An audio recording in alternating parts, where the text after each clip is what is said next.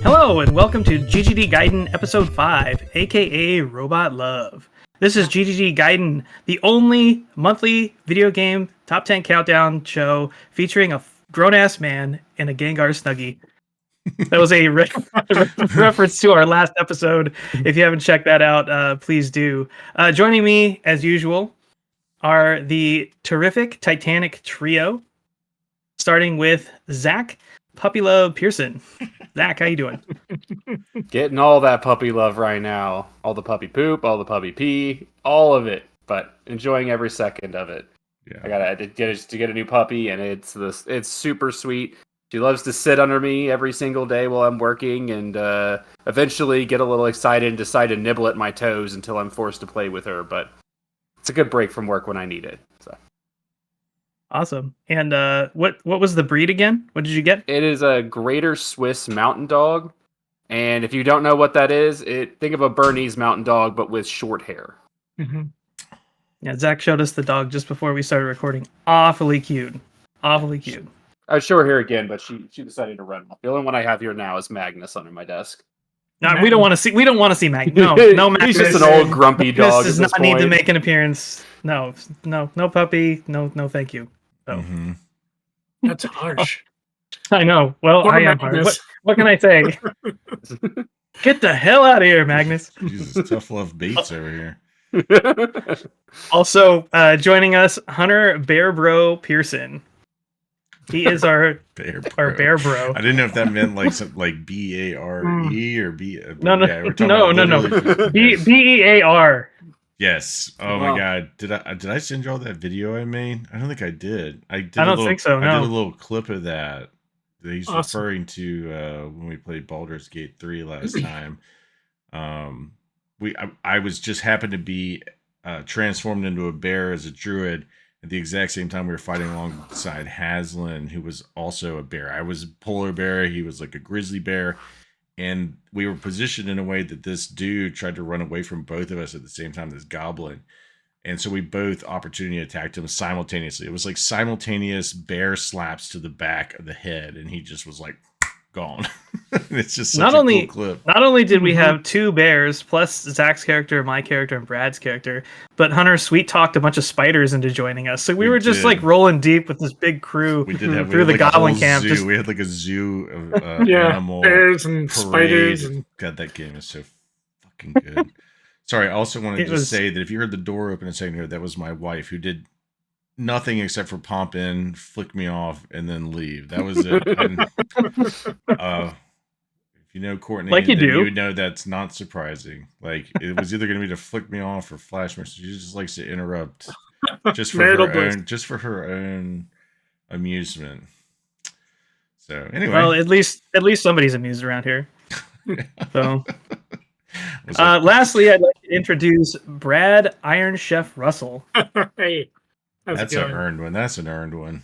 It is. I went to Brad's house like a week ago now, and Brad made me this amazing freaking chicken parm sandwich like you wouldn't believe. It was like 2 inches thick. It was like this, and it was like perfection. He put all this melty cheese, delicious sauce inside, and then he made this crazy chocolate cake to go with it. I mean, if you go to Brad's house, he's gonna treat you right. You're getting taken care of in the Russell house, for sure. Absolutely. That's why I like to come down and visit you. I know I'm gonna be well fed. Well, we're happy to have you, man. Come on down. I will do so again very soon. No doubt. Great. All right, so we're gonna jump into what's good. This is the way we like to open the show, where everybody in the crew gives us a little taste of what's good in their life right now. I'm going to start off with Hunter. Hunter, what's good?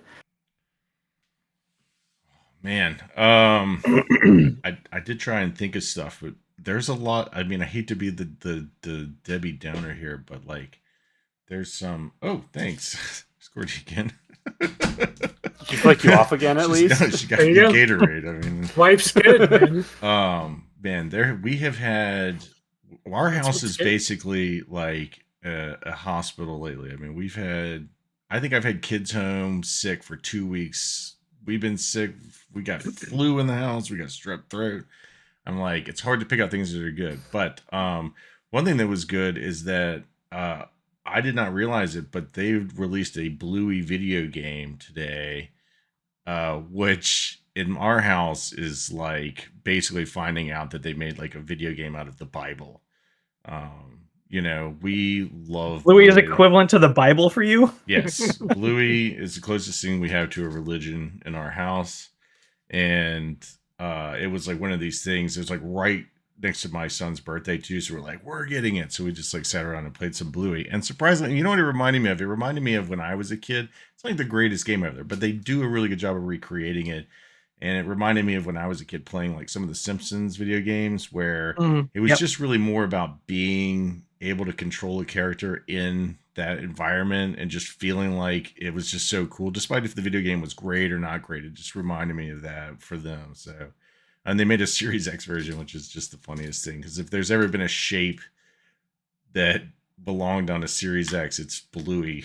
It's like basically a box. Right on. Everybody go check out the Bluey video game on Xbox. You have it from Hunter. And get your flu shots. Get your flu shots. Yeah, I can sympathize with you. I've been sleeping on my couch for the last 5 days because my wife's been sick. And we're traveling next week, and I'm trying not to get sick too before we go visit my mom. So, yeah. Yeah, we're trying to get out of our system before we go visit our family, and I'll see Zach in less than a week, basically. Yeah. So Hunter can pass his sickness over to me. Yeah, we'll try. Try our best. Zach, why don't you go next? What's good?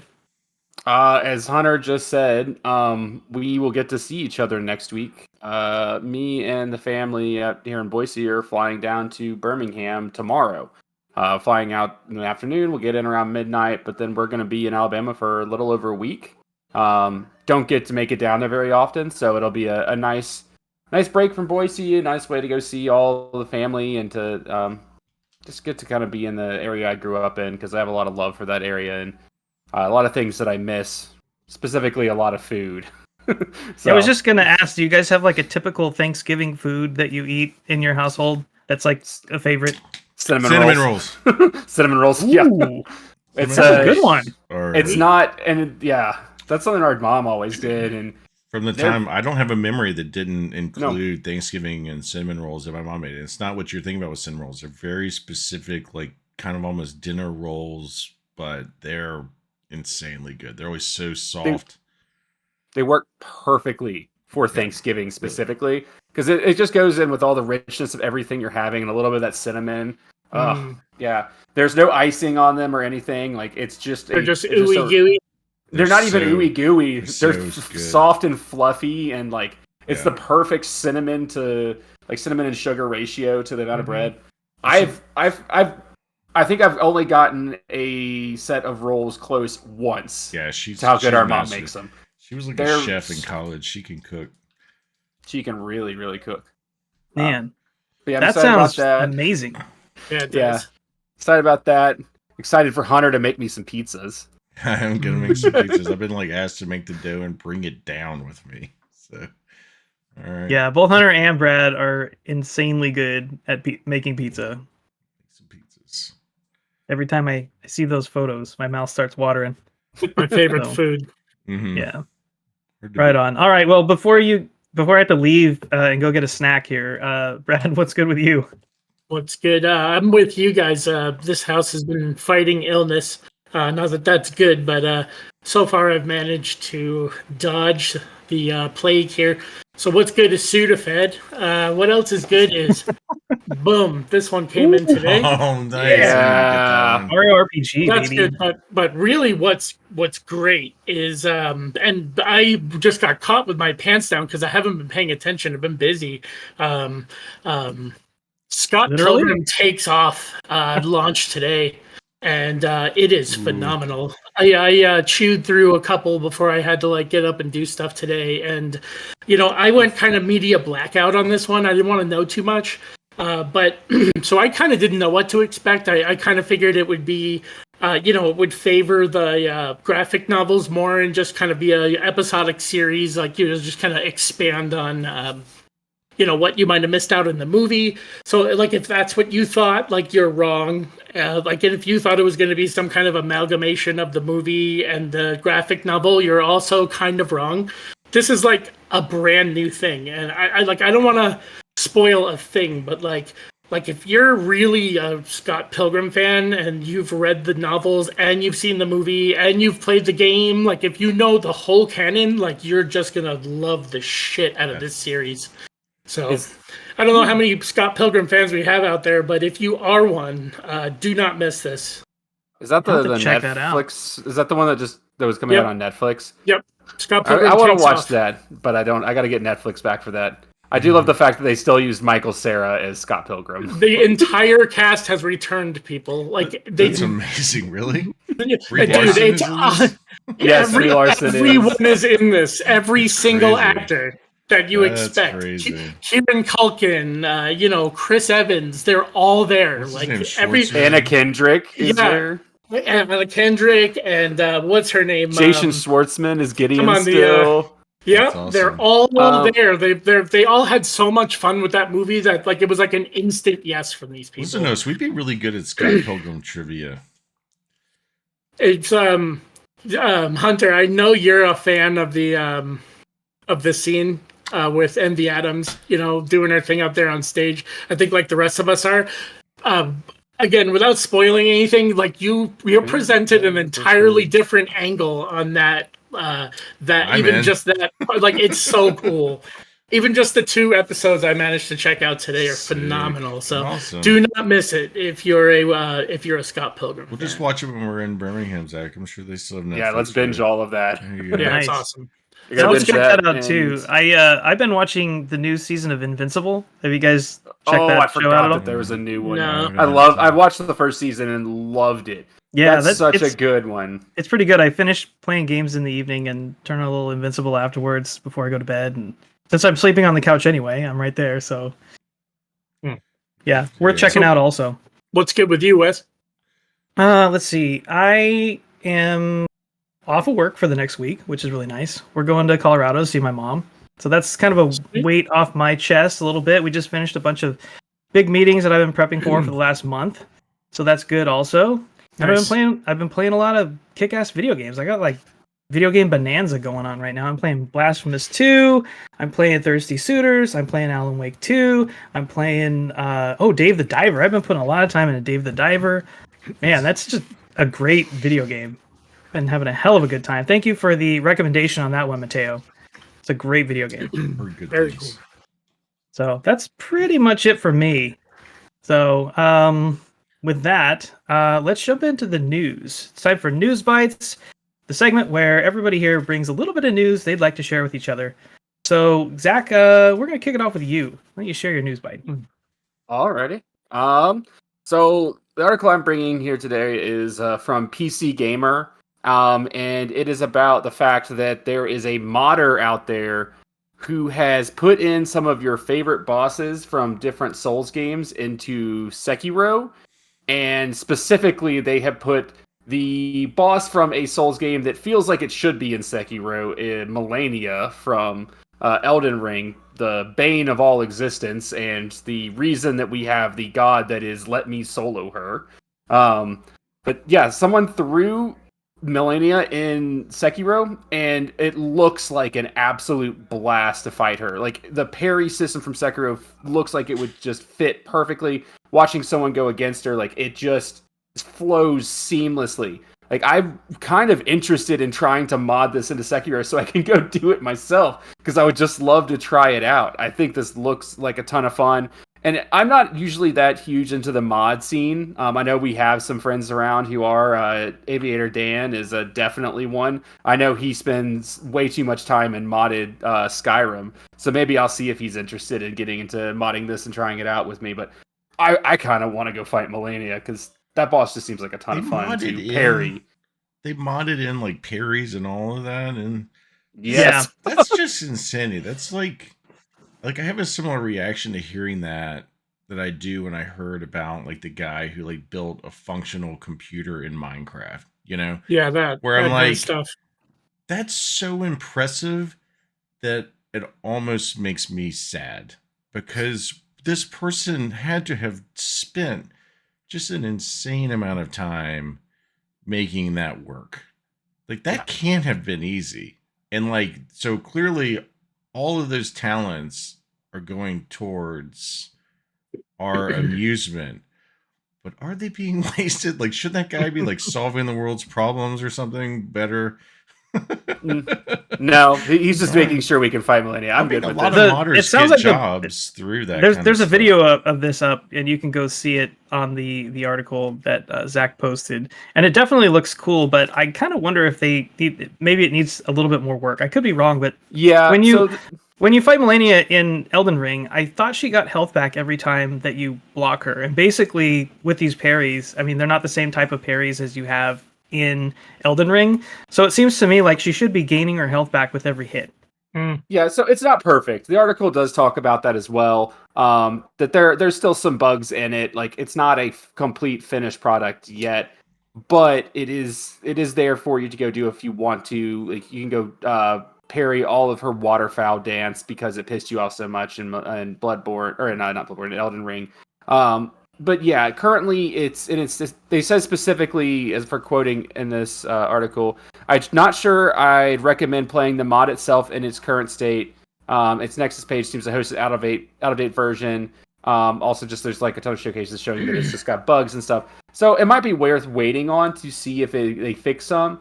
But if you can't wait and you want to go try Millennia out, you absolutely can. I still there were some other bosses. Awesome. It does look really cool. There's also some other bosses they threw in. Let's see, Slave Knight and Dark Souls 3's Slave Knight was thrown in. Dark Souls 1 Artorias was thrown in.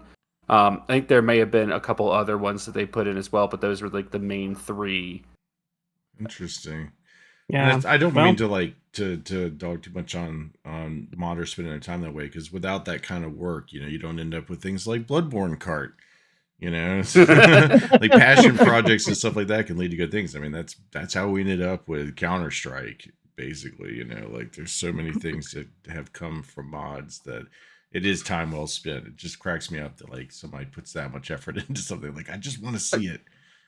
I think of it as kind of like a job interview. Like if someone's putting that much time and they make a good product, they're gonna get noticed, and them do that. You're gonna get things. You're gonna get good things happening in the game industry. I forget the name of the I forget the name of the guy, but the guy who made Firewatch, that game, basically got that job because he went in and like redid all of the animations in Half-Life, and people noticed that, and it like became really popular, and so like he got offered like a gig to like make his own game, and animate. That's cool. And you ever played that game? Firewatch has just insanely cool animations. They're really good. So, that's a great game. Yeah. So Hunter, since you jumped in there, why don't you give us your news pipe? All right. Yeah. So not the lighthearted affair that I usually put out here for this, but my article is titled "Why Xbox's Third-Party Accessories Ban is Sparking a Backlash in the Disabled Community." This entire decision that Microsoft made to ban third-party accessories is just kind of a confusing one all around, and it's creating backlash in a number of areas, especially in the fighting game community, Sure. where there's obviously just a ton of third-party arcade sticks that people have bought that aren't cheap also, by the way. There are currently no first-party arcade sticks or fight sticks available to use, so that effectively hamstrings any and all like fight stick use for fighting games on Xbox. Well, and it's also very widely used. Arcade sticks are in the disabled community. They get used a lot because it's just a lot, especially a lot of certain conditions that have to do with hand fatigue and stuff like that. Like having a big ass giant thing you can hold on to or just put your hand on or whatever it is you have to do, like, is extremely helpful. And so, there's stuff like that. There's track balls that people use that make it a lot easier. There's just a ton, and obviously Microsoft had kind of made, like, etched their way into the disabled gaming space and really, like, made a huge statement with their adaptive controller a couple of years ago. And they had like a whole like event around it. And it was like, I mean, for people who support that, and one of the charities I give to pretty regularly is the Able Gamers. I think it's an excellent charity. I think it really helps people. I think gaming should be accessible to everyone, and not to get into I would definitely not try and dive into the difficulty debate, because I think that's a completely different conversation. But just, I think everybody can agree that just having access to play games as comfortably as possible should be a thing for everybody. And there's just no doubt that this decision that Xbox made is kind of a slap in the face to that community. And they're all very worried about it because a lot of them have a lot of very expensive stuff they bought over the years that is about to basically be unusable. I think it actually is already unusable for a lot of them.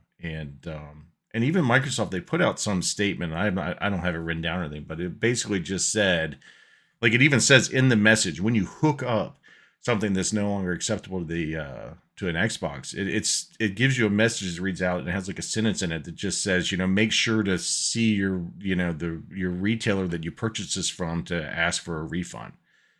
And it's like, it's just like, that's like one of those sentences. We talked about this a few episodes ago. That's basically a sentence that just is just like, go fuck yourself. Like, that's what they're telling you. Like, you don't know when somebody bought that. You don't know where they got it from.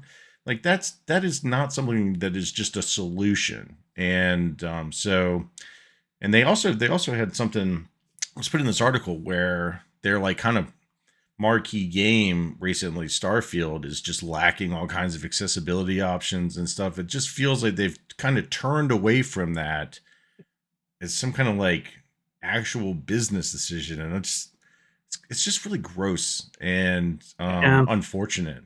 And so they mentioned one of the reasons that they were doing this was to preserve the gaming experience, and also for like a safety reason, which I don't understand that at all. But what's when the safety reason for? I don't know. They mentioned safety in their reasoning behind it in the article that you posted, and it doesn't make any sense to me when you're talking about preserving somebody's gaming experience. We're basically completely destroying somebody's gaming experience. Yeah. When you're talking about this group of people that need these peripherals to be able to play games and enjoy games.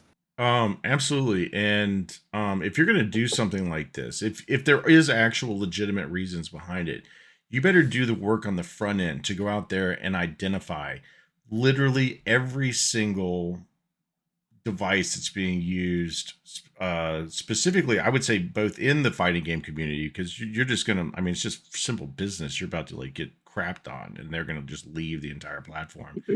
But also like every single device that is like, it is purchased, for the reasons of like disabled gaming, and making that more accessible, and making that an approved device, because they do have a list of like approved devices that are still third party that you can still use, and all the stuff with the adaptive controller still works, and all of the accessories that were made for that still work.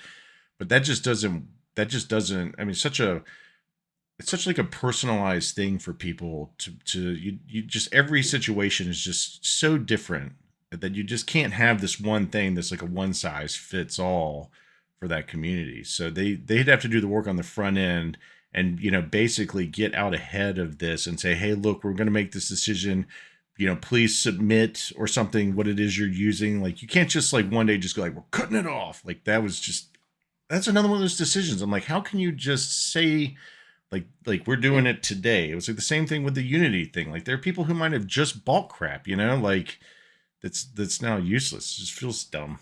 I don't get it. It's also dumb. Kind of weird timing for the fact that PlayStation is literally about to drop their accessibility controller. Yeah. And I know Nintendo has been working on it too, and I don't think they have one that's coming out yet, but I know they are working on more accessibility as well for players to play their stuff. I mean, like the Nintendo Labo stuff has shown like how creative and like how easy they can make certain things to do, like play certain games on the Switch.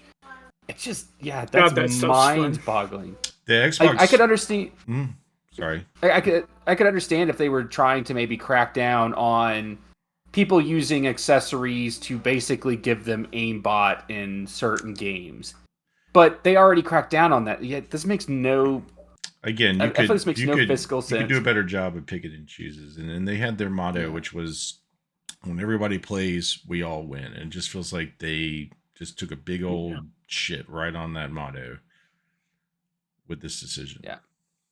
Yeah, they've been doing a lot of that lately. Yep. I don't understand a lot of the things that they've been promising and going back on. So kind of the MO lately, unfortunately. So bad form, Xbox. Bad form. Anyway, going on to something better. Brad, you have some news for us?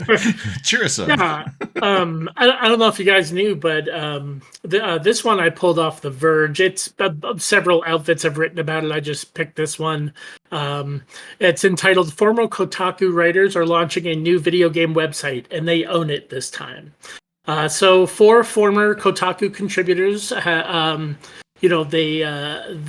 all at one point worked for Kotaku. They didn't all leave at the same time. But they have left and started their own kind of subscriber-funded outfit called Aftermath.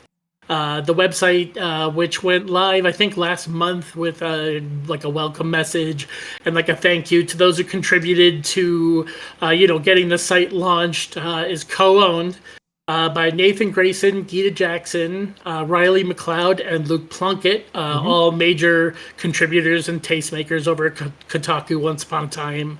I'm going to quote Gita Jackson here, who left Kotaku back in 2020.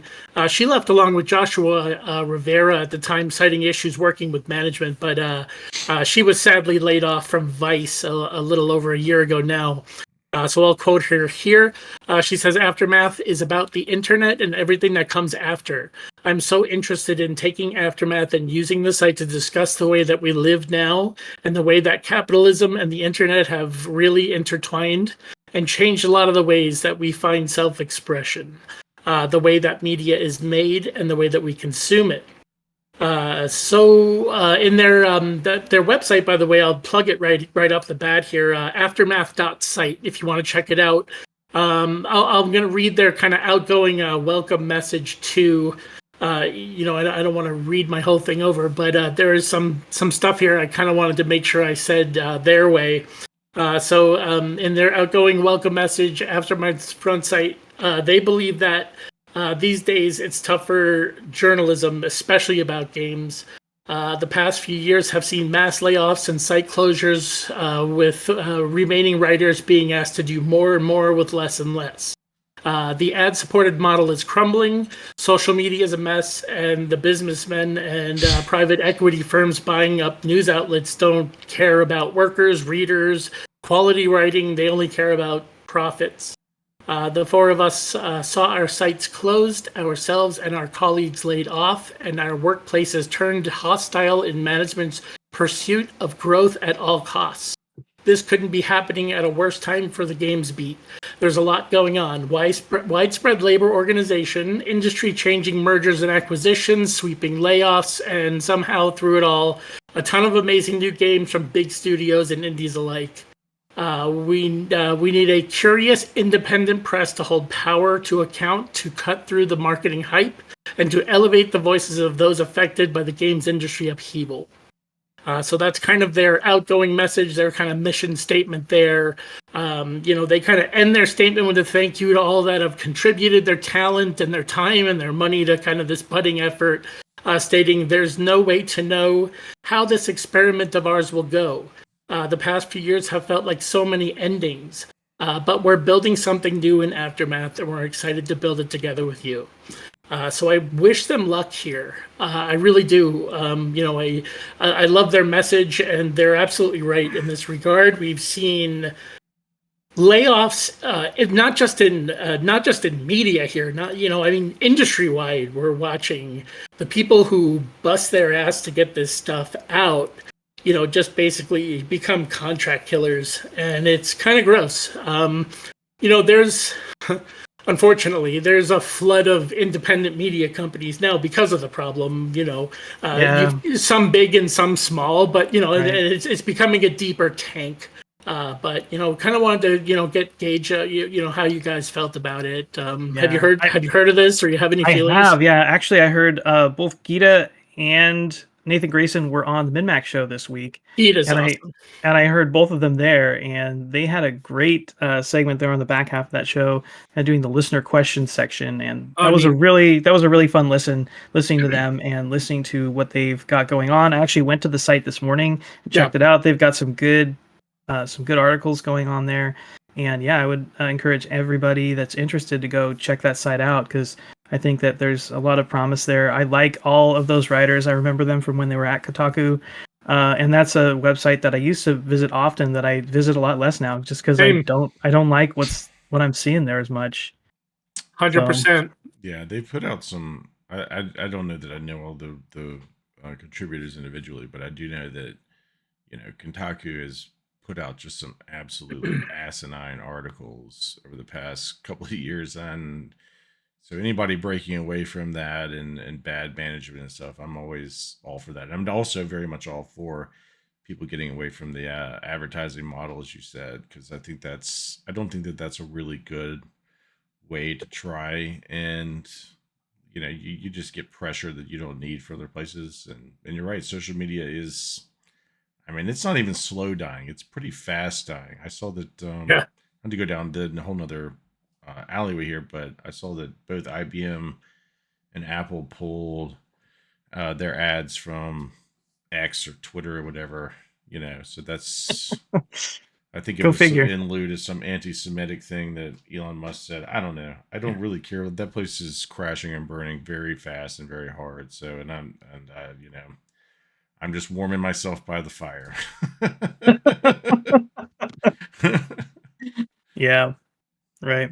Well, thanks, Brad. Thanks for informing us about what was it? Aftermath, right? Aftermath.site. SITE is their web address. Awesome. Yeah, check that out.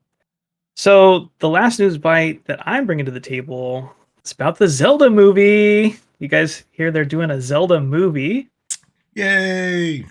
This was announced, I think, last week. This article is from The Verge also. And it's called Nintendo is making a live-action Zelda movie. So Miyamoto got on Twitter and he posted a tweet saying, "This is Miyamoto. I've been in discussion to do a Zelda movie." And he announced who they were partnering with to do the movie. So they already have a director. The director is Wes Ball, who was responsible for the Maze Runner movies, which I think I may have seen. I may have seen one, and I guess he's doing a new Planet of the Apes movie that's coming out in the near future. Interesting. And the movie's being produced by Avi Arad, who has had his fingers in many, many, many projects. I think some of those are hits and some of those are big misses, it sounds like. I'm not interested in going through the big list of Avi Arad produced movies, but I heard a lot of negativity around that when that name was thrown around. But apparently, he's been courting Nintendo for a long, long time. He was there 10 years ago, I guess, asking to make the Mario movie. And they initially, I guess, decided against that, and they went with Universal instead for that. But I guess they came back and decided to give him a shot at the Zelda movie. It sounds like Nintendo is funding half of this thing. They're giving $50 million towards the production of this film, and Miyamoto himself is very, very involved. So there's been a lot of negativity around the fact that this is live action. People are losing their minds, going crazy about the fact that this should be animated. Why are we doing this live action? It's going to be terrible. But I feel like the fact that Nintendo is so hands-on with this, they're going to make sure that they protect their IP, they protect their investment. So I'm not as worried. I'm really interested to see where it's going to go. And what I was interested in is kind of asking you guys how you feel about this. And particularly, do you have any like dream cast situations for any of the characters? I don't care that it's live action personally. It's just funny how quickly the world owes people things. You know, you find out there's a Zelda movie and you're like, yes, and then all of a sudden you like people just have all these expectations for what that's supposed to mean. And I'm like, dude, like there's a Zelda movie coming out. Like that's freaking great. Like I don't care whatever format they want to give it to us in. Like it's not like they're gonna like shoot it like some B-rated movie, you know, where they just go out to some mountainside. It's gonna be like crazy CGI. It's gonna have like all the special effects. Like honestly, if any of their franchises make sense to make in live action, it's probably Zelda. I mean, they're basically people, you know. So like I don't know. I don't get the gripe. I'm very excited for it, and sure, with just a callback to last episode, I'd be curious to see who gets the Beetle role. Michael Cera. What kind of lines did Michael Cera? Speaking of Scott Pilgrim, I think they did a Draft Punks who, like, even before the did, movie yeah. was announced, they had like a whole show on, you know, Draft Punk's like cast a Zelda movie. So go check that out because they are gonna have way better opinions on this probably than we do. They had some wild opinions. I'll say that for sure. That There was an definitely interesting a Tom episode. Holland as Zelda thrown out there. That's the one that, or maybe it was Zelda. Zelda? Yes, not Tom Zelda, I'm Holland sorry, not cross-dressing Zelda. as Zelda. 100%. He would needs do to it. I'm sorry, happen as now. Link. And then Chalamet was thrown out, I think. Timothy Chalamet. I mean, he would make a good Link. God, I pulled that classic, like, you know. You did. Zelda, you named your character Zelda, and you made your game 3 times harder than it needed to be. I gotta trade in my video game card. Anybody else have a Dreamcast? I don't own a Dreamcast anymore, but sorry, Wes. Yeah. Very good. I don't know if I have like a Dreamcast, but I feel like I would be more interested in who you would cast as Ganondorf, maybe, than who you would cast as Link. Because I feel like there could be some really good ones. Like Josh Brolin could maybe be a really good Ganondorf. I mean, he was Thanos. Right. And I feel like he could run a really good one. I don't know. Like I've heard people throw out Idris Elba, potentially. Yeah. Elba. Who was the dude who played the psychopath in No Country for Old Men? Oh, yeah. That dude would own. Wow. That would be good. So now comes the question: is this movie going to be an original story, or are we going to be following one of the stories from a game? And if it is going to be a game, which one do you want them to retell? Just not Breath of the Wild, which I heard Caden and Jonah arguing about on their show, or maybe it was somewhere else, but they were definitely having a little bicker match over whether or not Tears of the Kingdom or Breath of the Wild had a better story. And it's like one of those things like deciding like which stale potato chip tastes better or something. You know? Like, I don't think either of them are really super duper great, but there's some awesome scenes between the two of them, but neither of those games are really known for their story. That's not why you're there. See Twilight Princess, right? Maybe. I want to see Minish Cap. Let's see Minish Cap. I feel like it's. I the original like Zelda game. Let's do that. I mean, maybe just for me because it's the one I originally played, but I feel like it's got to be Ocarina of Time. Yeah, I feel like that had the most solid, that or Majora's Mask had the most. But then you have to have stories. somebody cast as young Link and old Link. Cool. Yeah, what's wrong with that?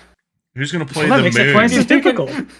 I think you can have Tom Holland as young Link, and you can have Zelda. Holland's like 35. What if you did it? Like he's still playing Spider-Man as a teenager. What if you did it like an isekai, and you had somebody like warp into Link's Danny body DeVito dies, and then it's young Link as Danny DeVito. Danny DeVito is the moon.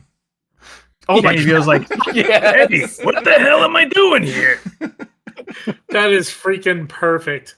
Yeah, if you did Ocarina of Time, tree, you could pepper in a little like teasers for maybe a Majora's Mask sequel, which would be neat. I could see Absolutely. that. Yeah. Sorry, not a segue, but like if you haven't already, you got to go watch the Danny DeVito. It's Always Sunny in The Last of Us, like mishmash. There's like a video out there of than putting Frank Reynolds into Last of Us scenes, and it's one of the best things I've ever seen. If you're a fan of both of those things, it's amazing. Sorry. That's fine. I'll go check that out later. Fantastic. Sure. I always think about him as Penguin in the old Batman movies. Yeah. Well, anyway, it's going to be interesting to see where it goes either way, and I'm there one way or the other. I'm on board for this for sure. Awesome. All right, well, it's time for the main event, the Gaiden Top 10. This month we are going to be counting down the top 10 video game robots. And we have a hell of a list for you folks. A hell of a list. Unsurprisingly, fantastic. You guys stuff. came through again. It's the fun thing is that there's definitely just things on this list that, like, if the four of us were like, let's decide the top 10 robots, like we just wouldn't do this kind of job. Like, we would absolutely disappoint people. Whereas I think this, like, has, like, it's just way more well-rounded of a list, and I love it. So thank y'all to sure. all of you who contributed to it. It's fun. It's definitely a very good list. Thank you very much. Yeah, let's get right into it, folks. We're starting off at number 10. Number 10.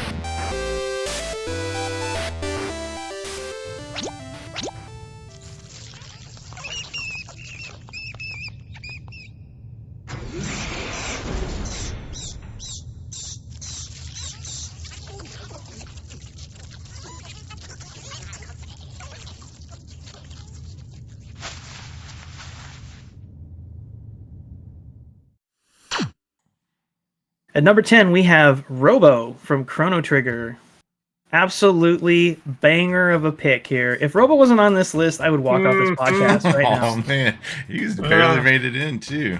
I know. I was this close to being gone, you guys. And then man. the show would have elevated. Like, you would have gotten like 1,000 more listeners. And just kidding. way. We'd have to figure out who come. We'd have to figure out someone else to do the catchy like names every time we came in, and none of us could do that as well as you.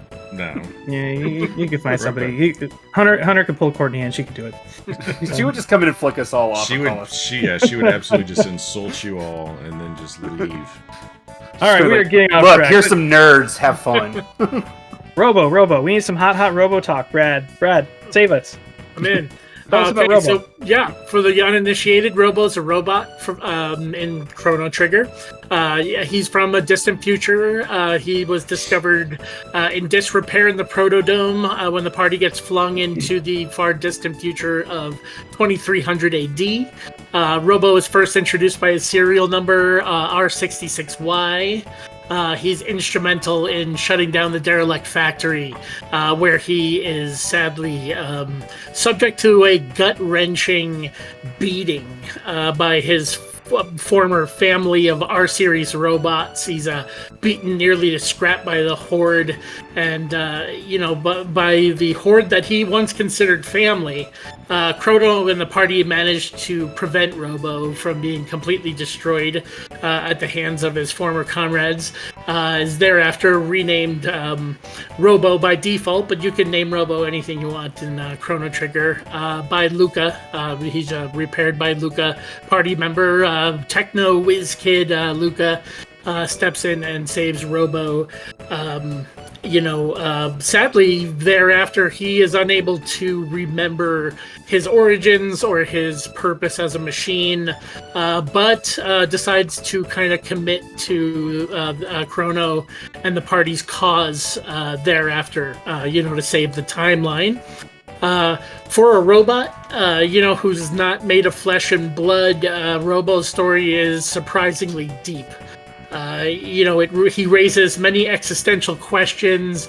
After learning the truth of his past, things start to kind of fill in there.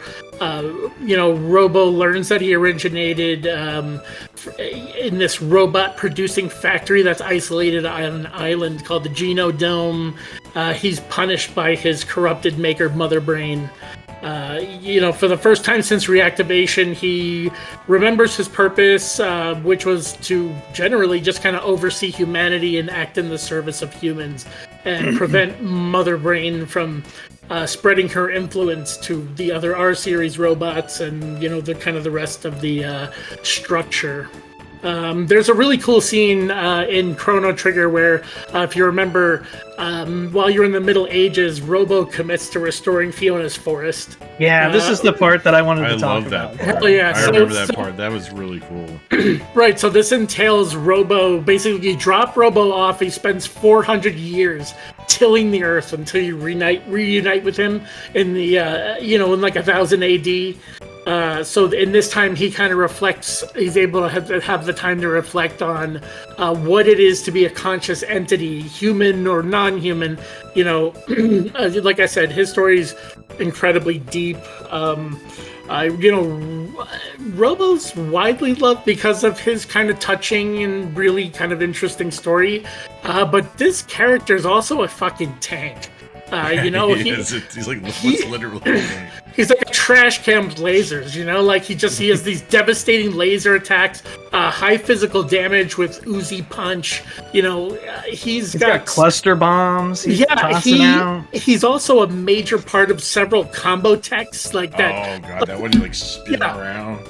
Yeah, or like Lifeline, which either brings back to life and restores the entire party. So he's an asset and an excellent addition, invaluable addition to any Chrono Trigger party setup here. My favorite triple tech him. with Robo is Omega Flare. Yeah, he's just shooting this orbital laser down and just all over the enemies. Yeah, there's one thing he does. When I was describing that, I feel like you actually generate tornadoes and stuff on the screen. Yeah, that one's he's got one of those too. There's a triple tech with that too. Yeah. So cool. Zach, I want to hear from you because I know that Robo plays kind of a role in your favorite game, the sequel Chrono Cross. I was hoping you came prepared for class to talk about this specific. I have a little bit here because I was doing some research to remind myself everything about him. But yes, Robo technically does have a role that he has played in the Chrono Cross. When Surge touches the frozen flame in Chrono Cross, that starts a series of events that would cause basically a god called the god of El Nido that lots of the people worship called Fate to spring into action, which is just actually a computer program. But Robo turns into is the Prometheus circuit in there, which cuts off the ability for Fate to kind of take over the world in Chrono Cross because she's suddenly making moves behind the scenes, and it really can keep it. Robo keeps her from doing this, but also Robo kind of gets absorbed into Fate later on. So you basically kind of have to kill Robo in Chrono Cross. When you fight this boss? At some point, Robo is referred to as Prometheus. I think it's right. So Prometheus circuit in Chrono Trigger, it's I think it's at the same time you're about to fight Mother Brain. There's a part in there where I think you meet an old companion you can't remember or something, and we'll get your memory erased and we'll kill love interest robot. Yeah, right, Atropos right. XR is the name of it, right? Yeah. That's so cool. Yeah. And I love that scene you described because I remember that scene when he sacrifices himself for 400 years. It's the ultimate interstellar spaceship moment. And I think when you show back up, isn't he being he's not worshipped, but he's enshrined. Basically. He's enshrined, right? He's in a church or something in the forest. Yeah. Right. That's such a cool part of that game. There's so many. Yeah, and then you pick him back up and restore him and get him, and then you can go back to the past. So you can see he's turned into a tractor and he's going across the land. Super cool. That forest. Super stoked that Robo made it. I like Wes said, I would have been devastated without Robo. So thanks for throwing down on Robo Community. Yeah, it's a pleasure. Kind of expected him to be a little bit higher on this list. Yeah, I'm just happy Robo's there. Happy, same. I'm happy. expected him to be higher. I was hoping he'd be higher, but I am He's glad that better he's in my here. heart. Hey, but- thank you. I think who was it? Mateo? Was it Mateo and Pucho that got him back on? Mhm. It was somebody. It was definitely somebody late. I think it was Mateo who he had gotten just nudged out, and then he was like the second to last person to put in ranks. Like, brought him back. And I think it was Mateo. Anyway, Anyway, he's there. We appreciate it. All right, moving on from Robo, great robot, to another great robot. At number 9. Number 9. Turns out the guy was part of a gang of kidnappers. I didn't even know who I was rescuing, just stumbled on a crying girl and 4 toughs. I took her home and the mayor dubbed me a hero, offered me a place in town. Lots of folks protested, said I was a spy, but he wouldn't have it. Taking up in the city was tricky at first, but I never tried to hide what I was, and people seemed to warm to that.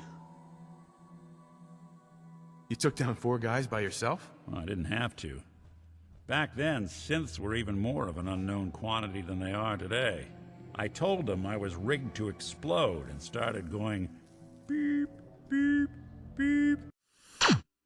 We have Nick Valentine from Fallout 4. Nick. Talk about a deep backstory, man. I was doing some more research on Nick earlier today, and there was stuff in here that I never knew. But Hunter's gonna lead us in on this one. Well, it's like hard to know everything about Nick because so much of the story you get from him depends on what you do in Fallout 4. You know, it's got so many different branching paths that like you can definitely miss a lot of it, or if you make certain decisions, like he's going to react very differently to you.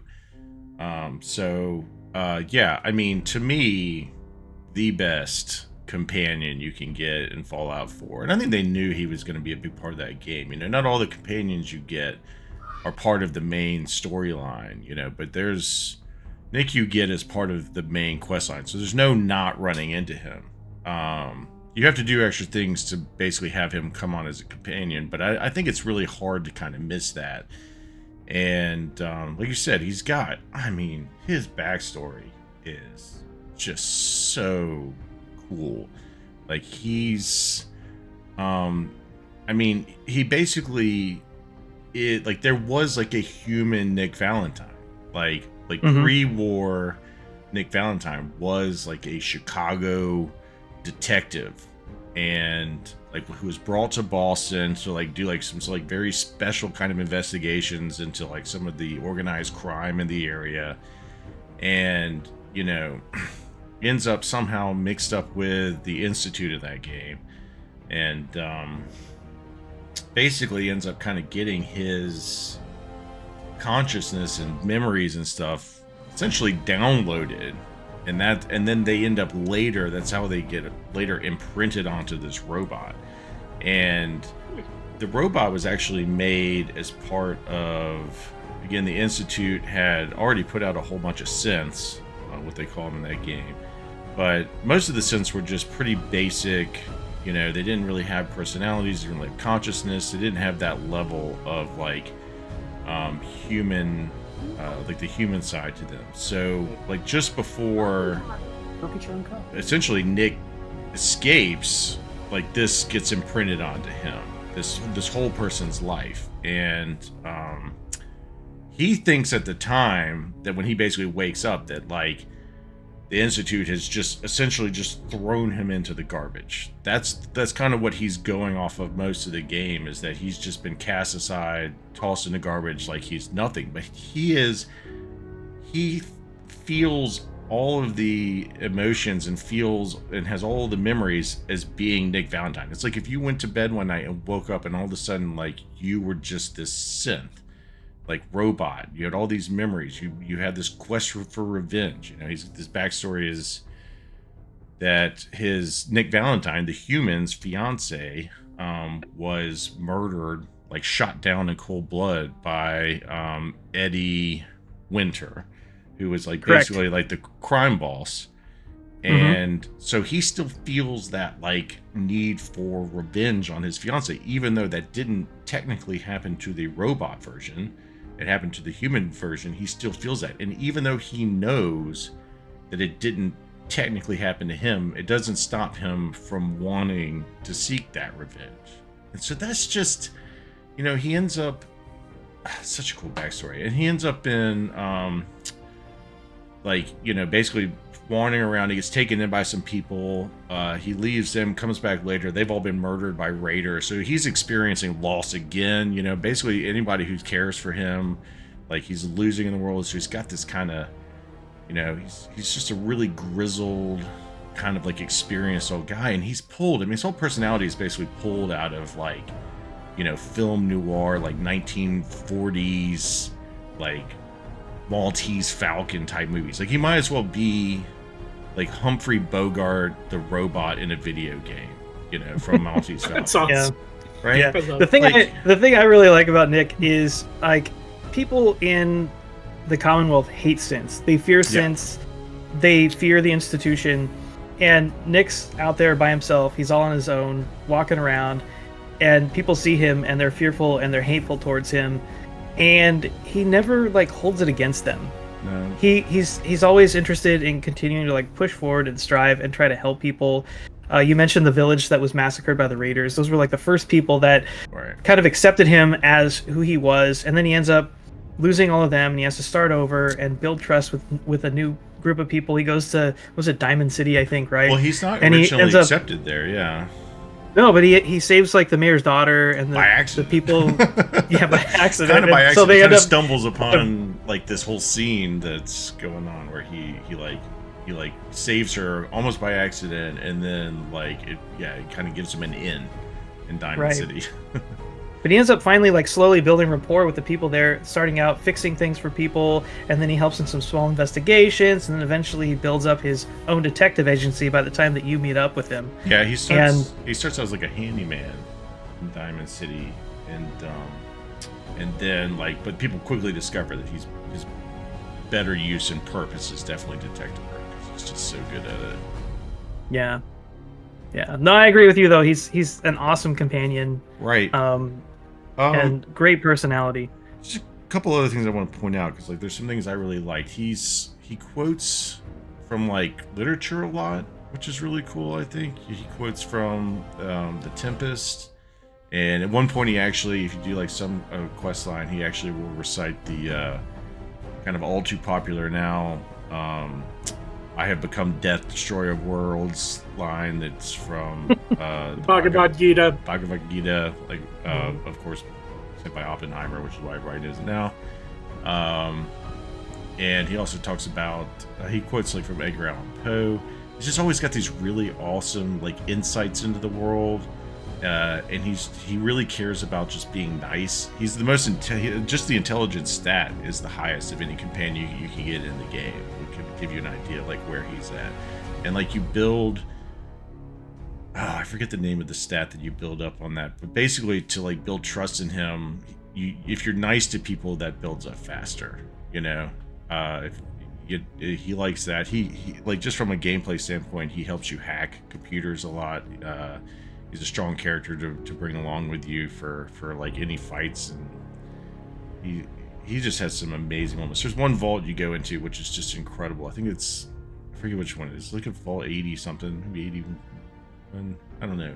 There's one vault you go into, and all of the people are just completely anti-synth, and he has like one of the best like collection of just witty retorts to every negative thing they say. So like the whole like vault is just him basically putting these people down, and it's just incredible. So I mean, it's the world of Fallout across all the games has an insane amount of robots that could be on this list, but it's not surprising that Nick is at the top, because I think he's definitely the most memorable for most people, and yeah, such a good one, such a good character. And he's got a brother too. People are gonna be mad if I don't mention Dima, because there's a whole story with him, and Dima's the one who actually saves him. He doesn't actually get thrown out with the trash, but he doesn't remember it because like the Nick Valentine memory gets imprinted right when that happens, and they meet later, and like you can either like make choices that, you know, reunite you or pit you against each other. And don't side with the Institute if you want to be friends with Nick. He will not be very happy with you if you destroy the Brotherhood, the Railroad. Save the Institute. That's basically the evil choice. Yes, yeah, that is the evil choice. Don't do that. Oh. Nobody does that. I don't even want to. So yeah, I was pretty disappointed that Is that what you did, Zach? I mean, I'm not a huge fan. I'm not a huge fan of the Fallout games, but I feel like whenever I go play any of them, I pick luck as my main skill, and I just try to do silly stuff. And so yeah, I constantly mess with things, and I tend to choose evil paths on stuff like that. Affinity is the saddest. Yeah, you do evil on accident, which is concerning. I've been doing it in Baldur's Gate lately. That was unintentional. I was just trying to gather information. All right, fair enough. I was a little disappointed that the robot Fisto couldn't make this list, but if a robot from Fallout had to make it on, I was glad it was Nick Valentine. So yeah, I had some I had picked too, and on my list that didn't make it in. But Nick's good. Nick's a very. That was a good joke. choice. I didn't really want Fisto on the list. Okay, I didn't know. Anyway, moving on from Nick Valentine at number 9. Hey, that rhymed. Moving on to number 8. Number 8.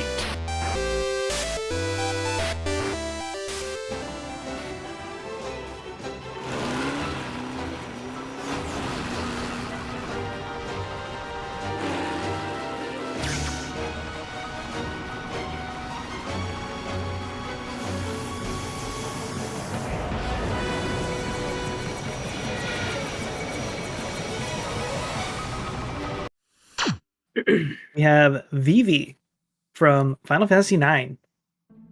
And thankfully, we have a Final Fantasy aficionado with us here tonight. Ladies and gentlemen, Brad Russell, here to tell us about Vivi. All right. So, as Wes stated, Final Fantasy, I am bananas about Final Fantasy. And Final Fantasy IX is on any odd day of the week. I could tell you that Final Fantasy IX is my favorite game in the series. So I'm going to gush a little, of course, the way I do. You know me, so buckle up a little. Vivi is, you know what, let's get this out of the way right off the bat. Wes had mentioned earlier in the show that he came and visited. We were sitting on the couch and we were discussing kind of the legitimacy as Vivi as a robot, so to speak. Yes. So, you know, personally, I don't see Vivi as a robot, even though I'm the one who nominated Vivi. So, you know, and it's because I love this character, and because it's not human, and it was created in a factory and is kind of an automaton. So we're gonna give you a pass. I picked Romeo from Liza P as my number 1, and I nominated him. So fair enough, but you know, the same idea. Just to head off the comments, like, even though I'm the one who nominated Vivi, I don't believe Vivi to be technically a robot, but Vivi is a main character in Final Fantasy IX. He kind of presents as this kind of innocent, gullible, but incredibly friendly black mage character. It's the first time we've seen kind of the Final Fantasy 1 through 3 like black mage, like that kind of stereotype like black mage figure, like kind of came back, glowing yellow eyes. You know, yeah, in this can't see their face. Final Fantasy IX in general is just a love letter to the series. So, you know, just to see it right off the bat, like, it's just Vivi's design is so freaking cool, you know. And I go out and say that besides Garnet's arc, Vivi's kind of the main side arc in the game, you know. Obviously, Princess Garnet is tied directly to our protagonist, but if you were to consider any other character in the game, you know, Vivi's our kind of main side character here. He meets up with Zidane right away in Alexandria after presenting a counterfeit ticket for the Tantalus Theater Troupe's production of I Want to Be Your Canary. Don't forget he stops for jump rope on the way as well. That's true. Yes, Vivi is the figure of maybe the most annoying Final Fantasy side game in history. Not lightning dodging. I mean, Sure. Oh, I will take lightning dodging over the jump rope any day. I think I disagree. Anyway, so he's being like kind of chased away for presenting this counterfeit ticket, while the whole hullabaloo, with Zidane and the acting troupe trying to kidnap Princess Garnet from the evil reign of her mother, Queen Brain. And becomes thereafter a permanent fixture of the game. It's like basically from the very first scene, Vivi's in and he's here to stay. So Vivi kind of initially presents as a character both like kind of oblivious and terrified of its own powers. You could think like that compares to other characters. And again, this is a love letter to Final Fantasy. So very much like Iridia from Final Fantasy IV, kind of terrified to use its own powers and doesn't really understand, sees it as kind of destructive. And then he's also doesn't really know where he came from, much of his past or his purpose, much like Robo, who we just kind of discussed before. So we got a little like Robo in there too. Down the road, the party shows up in this tiny village of Dali, where Vivi is captured by some of the locals there and ends up in an underground black mage production factory. This is where Vivi begins his curiosity, about his origins and his purpose, and discovers that he's not in fact human. So, there's a whole part of this game where Vivi struggles with that. Party realizes he's missing, eventually finds the underground factory where they discover that the Kingdom of Alexandria has commissioned an army of manufactured black mages, much like Vivi. Later on, the party reaches settlement of Clara, where he's witness to the fall, of Clara at the hands of, entities that look and move exactly like him. So he sees exactly what the plan is and what, his purpose could have been. Kind of thereafter, the party is led into a village of awakened black mages, ones that meant to like separated from the pack. And so he does get to see kind of like, I'm not alone. There are other creatures or entities or automatons, whatever you want to call Vivi. Like, yeah, there's others like me that have managed to kind of, wake up out of their role of just like kind of blind killing machines, which is very cool. This is where Vivi starts to focus on purpose and future, where Vivi really starts to come to life. Without rambling or gushing too much or spoiling the complete plot of Final Fantasy IX, I'll just say, Vivi's journey and sacrifices make him easily one of the franchise's most compelling and endearing characters just on like a story level. So there's no question to me why Vivi made it here, Also, Vivi's relationship with Steiner is adorable, and that's all I have to say. my only note that I wrote down was, honestly, never realized Vivi was a robot. That's I wrote that one down, and then I wrote down something snarky that I was trying to decide whether I was going to read or not. But I wrote down that I half expect his hat to come alive and tell him which wizard house he belongs. What was that? Pointy hats they were calling? Yeah. Painty hats. I mean, one of the best, even for somebody who didn't really play a lot of Final Fantasy IX. Like every time this, like I see like fan art of this character flash up. Yeah, it's just such an appealing. I have a decal on my car, like right in the back window of Vivi, just kind of hanging there. Yeah, it's such a cool. Yeah. As you says, it's the classic Final Fantasy, like when you're going through the class system on like 3 or in tactics. It's like you see Black Mage, this is what a Black Mage looks like. Right. And they took that and they really expanded on it with Vivi.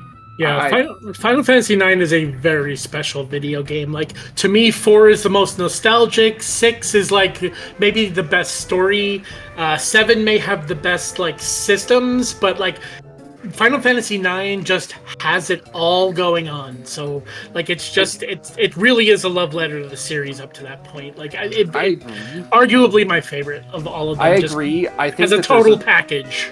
I think there's a slight issue, which is just that I almost feel like this is the underloved Final Fantasy game. Part of that being that it came out, I think, within a year of Final Fantasy VIII. Like, there was not a year separation. Well, and so people were still playing a year in between 7 and 8, and then 8 and then 9, I believe. Also, it's like boom, boom, boom. Yeah, toward the end of the gen too. So, yeah. They also kind of, I feel like, I mean, I like 8. They kind of missed the mark on there, but 9 kind of passed me by up until maybe about 5 or 6 years ago when I finally decided to try it out. And I maybe got through about half, maybe a little over halfway, maybe 3/4 of the way through the game. I love, but I need to go back and finish the game. I do love that one. It does, as you said, it's a love letter to just the series in general. And dude, if you're a fan of Final Fantasy 1, which I doubt you are, but if you are, I like 1. That's a nice quick play. And without spoiling anything specific, like the ending of Final Fantasy 9 kind of just dovetails right back into the beginning again. So awesome. if you're like just a super fan like I am, I mean, I got Final Fantasy for NES in 1990. You know, like I'm, you know, I'm like kind of day one North American Final Fantasy fan. I have played them as they've come out. You know, if that's who you are, like Final Fantasy 9 is nothing but like a nostalgic fan fest. It's just a total gushing Final Fantasy wound, and it's wonderful. You should finish up. A gushing Final Fantasy a very wound. vivid description. Yes, I don't think anybody's going to say it better than that. No. So we'll leave it at that. That's the final word on this one. Vivi is a great gushing Final See, Fantasy you're already wound. ruining it. Just play Final Fantasy 9. That should end it. All right. Thank you, Brad. Thank you for gushing about Vivi. I can't help myself. Sorry. Moving on to our number 7 pick. number 7. Rhino for your robot. Trade you. Well, okay. Ratchet. I'm kidding. Sorry, he's not for sale. What's a rhino anyway? Rip ya a new one. What did you just say to me? RYNO. Rip ya a new one. Why, that's the most powerful missile launcher in the galaxy. I know it's worth a lot of bolts. He must have stolen it from the Blarg. At number 7, we have Clank from the Ratchet and Clank series. So, Zach, we haven't heard you enough on this podcast. I think you should tell us about Clank. I don't know about that. My voice is rather loud and annoying, so comes with being a Pearson, so Hunter gets it too. I have Clank here. Clank is a fantastic character that we all know and love. I don't think that there's anybody in our community that has never seen Clank or has not played a game with Clank. Definitely a robot too. Yeah, definitely a robot. 100% Unquestionably a robot. A very, very smart robot too. As we all know, he's our companion to Ratchet. They go hand in hand together. Just always being with each other and being good bros. Like back to back, but whatever. Yeah. Sorry, they are literally back to back the entire time. While Ratchet is the kind of bronze of the operation, we really have Clank in the back as the brains. That doesn't mean that Clank doesn't do anything. We first meet him as he's trying to escape because he is basically too smart for his own good, and he's getting chased down and trying to be killed as he gets run away. Clank is not his original name. He does have another one. It's XP. Oh, what is the full name? I can't remember the exact one, but he basically has a robot name, and they don't name him until he gets thrown around inside of Ratchet's ship and makes a clank noise in there, so they decide to call him Clank. But throughout the series, he has been kind of the voice of reason to keep keep Ratchet in check, while also being a useful tool for Ratchet to be able to get through the levels. He has a bunch of useful tech that he has, such as a little helicopter thing so you can float down. He can turn into a giant mech if he needs to. I think he's did that a couple of times in the series. Godzilla Clank. Yep. King Clank. I think it's just called Giant Clank Ultra Mech, is what they named it. He also has a Geo Laser. But one of the key things that Clank did in the series to solidify him as a great robot and a great companion is that when we find out about Clink's origins, we learn that he is made by the Zonai, who were the masters of I think it's called the Master Clock, and he becomes the keeper of the clock. But during that time, Ratchet ends up dying, and Clank has to choose to break his kind of vow as master of the clock to use it to go back in time and save Clank, which was the right thing to do in the series, and definitely was helped the hero survive and everything to go well. But with that, kind of lost his ability, or lost his standing. He ended up training up someone else to take his place as master of the clock, so he could keep going on his adventures. But he did break kind of what he was supposed to do and his job that the Zonai gave him. He broke his oath? He did. He broke his oath. Good thing he's not a paladin. You could almost say he is a paladin, and he went to the dark side with this, but we're fine with it because he's such a lovable little guy.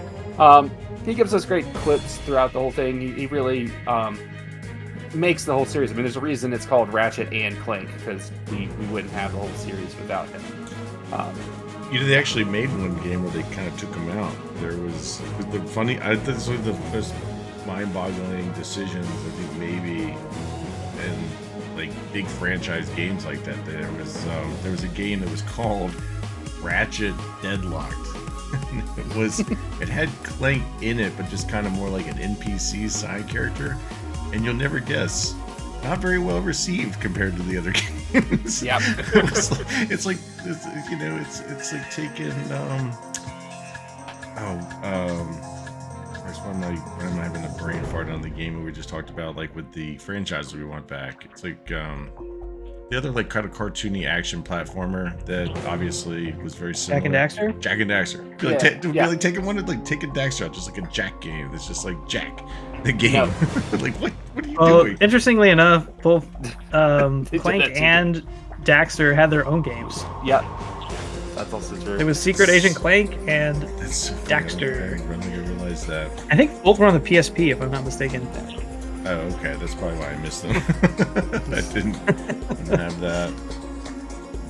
Yeah, I mean, Clank, everybody knows. I mean, there's like it's like one of the ones from that era of like PS2 games that had that kind of Pixar action platformer type genre that is still going super duper strong today. I mean, like those games and there's a lot of them.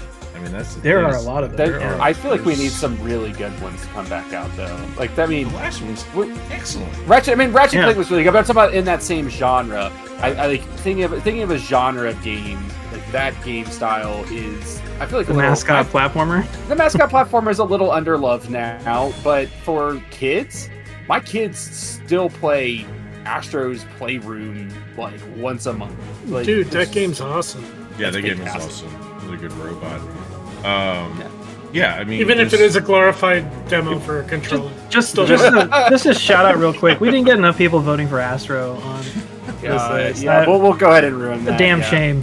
Yeah, Astro's a very good robot. I don't know that it doesn't have quite the it almost feels like a weird like system demo in some kind of like areas. Yeah, but what it is. Roger said it's a controller demo. Yeah, it's like a glorified. But when you finish a level and we're going way off topic now. We're talking about Astro. Yeah, but that character boogies down when you beat a level. Like just to watch that little thing get down is so awesome. Clank doesn't get down this much. It's way more serious. But just brings around that we could use more of these. Like, and talking about the most recent one, The Rift Apart was an insanely good game. Yeah. I blew through that in like a very short amount of time. It wasn't a very long game. It wasn't very long, but 10 to 12 hours. Yeah, I mean that was a solid weekend for me. Kids had a lot of fun with it too. I tried to get Knight to play the original games, and just it wasn't. It's something hard about for kids to use the right thumbstick to look around, and but yeah, those games need to keep We need to keep coming out with more of this stuff. I don't think Insomniac's done with Ratchet and Clank yet. I think they're gonna do more. Way they're done with it. We'll see it for sure. That's like their they churn out a game a year, basically. That's a comfort zone for them. They can make that game in their sleep and have it be. Just wait for the Game Awards. They'll probably announce a new one. Probably. Wouldn't be surprised. We got at least 2 years before Wolverine comes out. They got to put something else out in between, right? All right. Well, thank you, Zach, for telling us all about Clank. He's a classic robot. Absolutely. Moving on to number 6. Number 6. Commentary. How would you like to be the wholly owned servant to an organic meat bag? It's demeaning if, you weren't one yourself, I mean. Qualification. Perhaps I did not mean it quite like that, Master. I mean, while an artificial life form is superior. Commentary. I mean, nice human. Good human.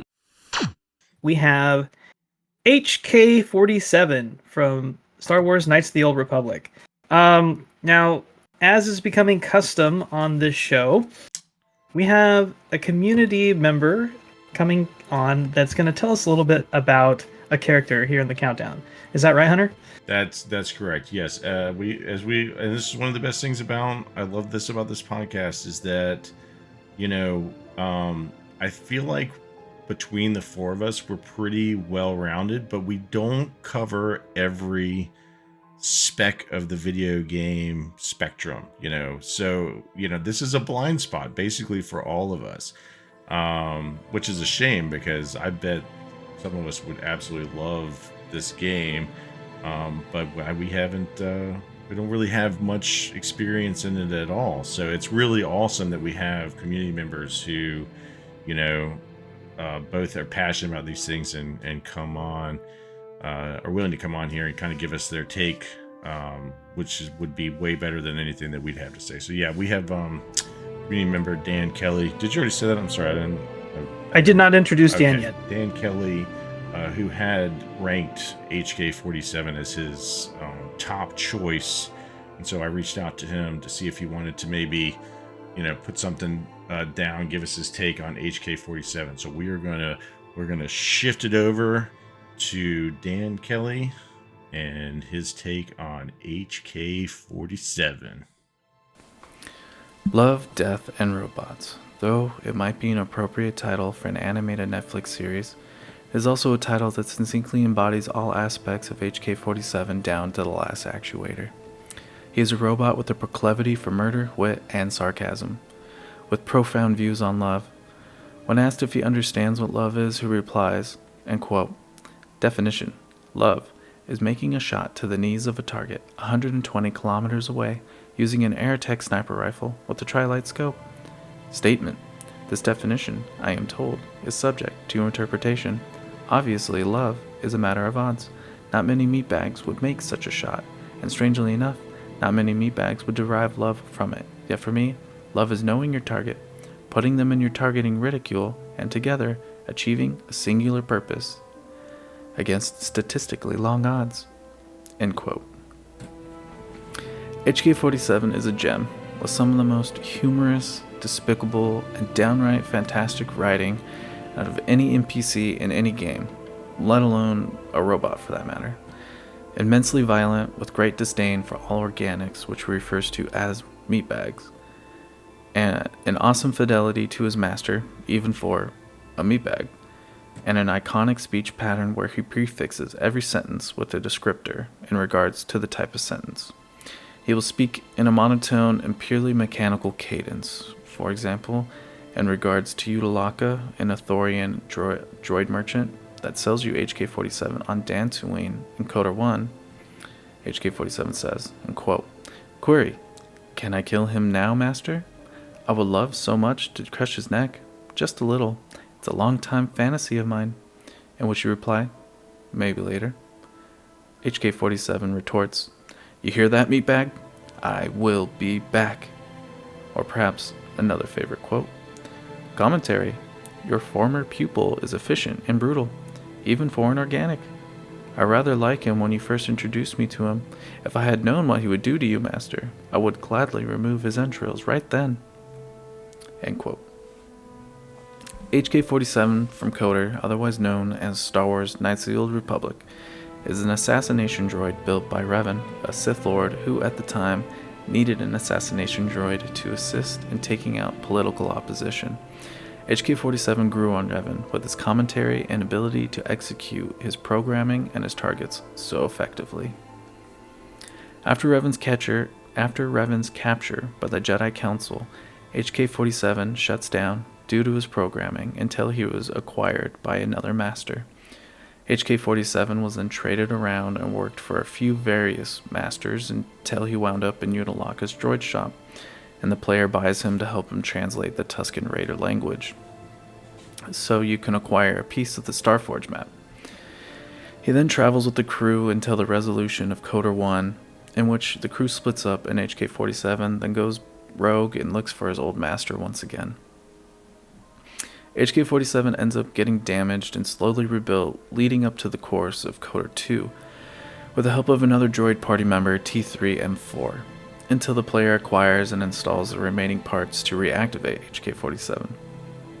He then travels with your party once more, and then after confrontations with inferior HK-50 droids that were built in HK-47's likeness, with all his personality and quirks removed, HK is disgusted with the results and seeks to take over the manufacturing of the droids and proceeds to build a droid army that shares his personality and interests and instills a sense of independence within each robot and sets for a revolution of droid rights and freedoms. End quote. I do not believe we should be used as a crutch for meatbags anymore. We are treated as nothing more than a walking blaster. We are superior, tactically and socially, and it is time we express more degree of independence in our actions. We have a voice and power to negotiate, either with our protocol skills or preferably with our combat logic upgrades. End quote. And with the droid army, they ultimately help in the final showdown on Malachor 5. Overall, HK-47 is a badass, a comedian, and a faithful party member who is one of the few returning party members from Coder 1 to Coder 2. And for good reason. He's in the top 10 most quotable characters with a seemingly never exhaustive list of savagery in which to recite. HK-47 is perfect for any type of playthrough, whether good, bad, or downright the middle. He will always chime in at opportune times and leave you wanting more. I'll leave off with a quote from my buddy on what he likes best about HK-47. End quote. Well, obviously I like the meatbag stuff. And generally, I like the dichotomy between his disrespect for organics and his desire to serve his master, a meatbag. When you talk to him, he respectfully talks down to you and doesn't do a very good job at hiding it, despite being an excellent communications droid. And this is why I believe HK-47 is the best robot in all of gaming. Thank you very much. All right. Thank you so much. Thank you, Dan. Yeah, thank you, Dan, for that awesome take on HK-47. That makes me want to play that game super bad. That sounds awesome, like hilarious. It's a bucket list game for me, KOTOR. Yeah, we also just want to also say that we all got the distinct pleasure to meet Dan in person when we went to PAX this year, and just a super phenomenal guy. And we really appreciate having you on to give us that take on the robot, which was definitely better than anything we could have offered up. So. For sure. Can I also just say, Dan, you got some dulcet tones there, buddy. I mean, like, I could just sit there and just mellow out and listen to you speak into a mic like forever. I mean, that was just super relaxing. That was the most relaxing robot discussion I think I've ever heard. Just listening to about meatbags. And I was like, great. It was like a coffee break, right? Right. He should be like reading like those people who like read bedtime stories at night. The ones that like the slumber reads that are meant to be like calming and help you to go to bed. Yeah. He does have a very good reading voice. Me and Dan had an awesome conversation about heavy metal music when we met up for PAX. Just a super sweet dude, like, a really cool member of our community, and like coming in clutch with the HK47 combo. So thank you. Yeah, and I don't think many of us have anything really better to add about HK47, other than like when I went and like started just to kind of prep myself for this and gather some footage for it, and it truly is hilarious how he starts. If you picked up what he was saying, he starts basically every quote with like the intent of what he's about to say. So it'll be something like statement, translation, extrapolation, query, answer, and then he says something after that. And the part that I was capturing a little bit for was what he was describing as like talking to the Tusken Raiders, and it was I was almost in tears laughing because like these Tusken Raiders would like communicate in the way they do, and he would like turn and he would be like, translation, they want you to go and do such and such and go collect this or whatever it was that they were trying to get the quest line for. And so then you would like have this dialogue response you would pick, and then he would turn back to the Tusken Raiders and go, translation.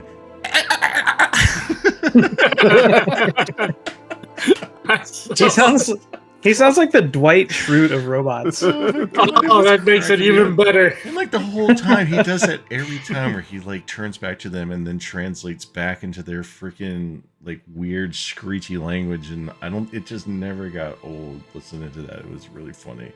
So I got to go back there and give this. I don't know why that game slipped under the radar for me. It's kind of like Final Fantasy IX. It was like a time period that I just was like off. I don't know, gallivanting the cities and such at that age. I don't know what I was doing. I probably was doing nothing, but that sounded better in my head to say it that way. All right. Well, thanks again, Dan, for the lowdown on HK47. We're moving on to our number 5 pick. Number 5. We did it, Minion! Jack thought he could stop us with a door? Ha! I was made to open doors! There's no stopping us now, Minion! Together, we shall free Pandora! I will lead you into battle! I will destroy Handsome Jack with my bare hands! I will... Stairs? No!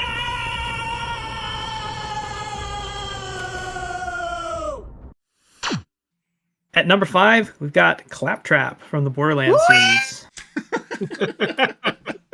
Explosion! Oh, Jesus. I love it. I don't know what that was, but I thought he was translating Tusken Raider again. No.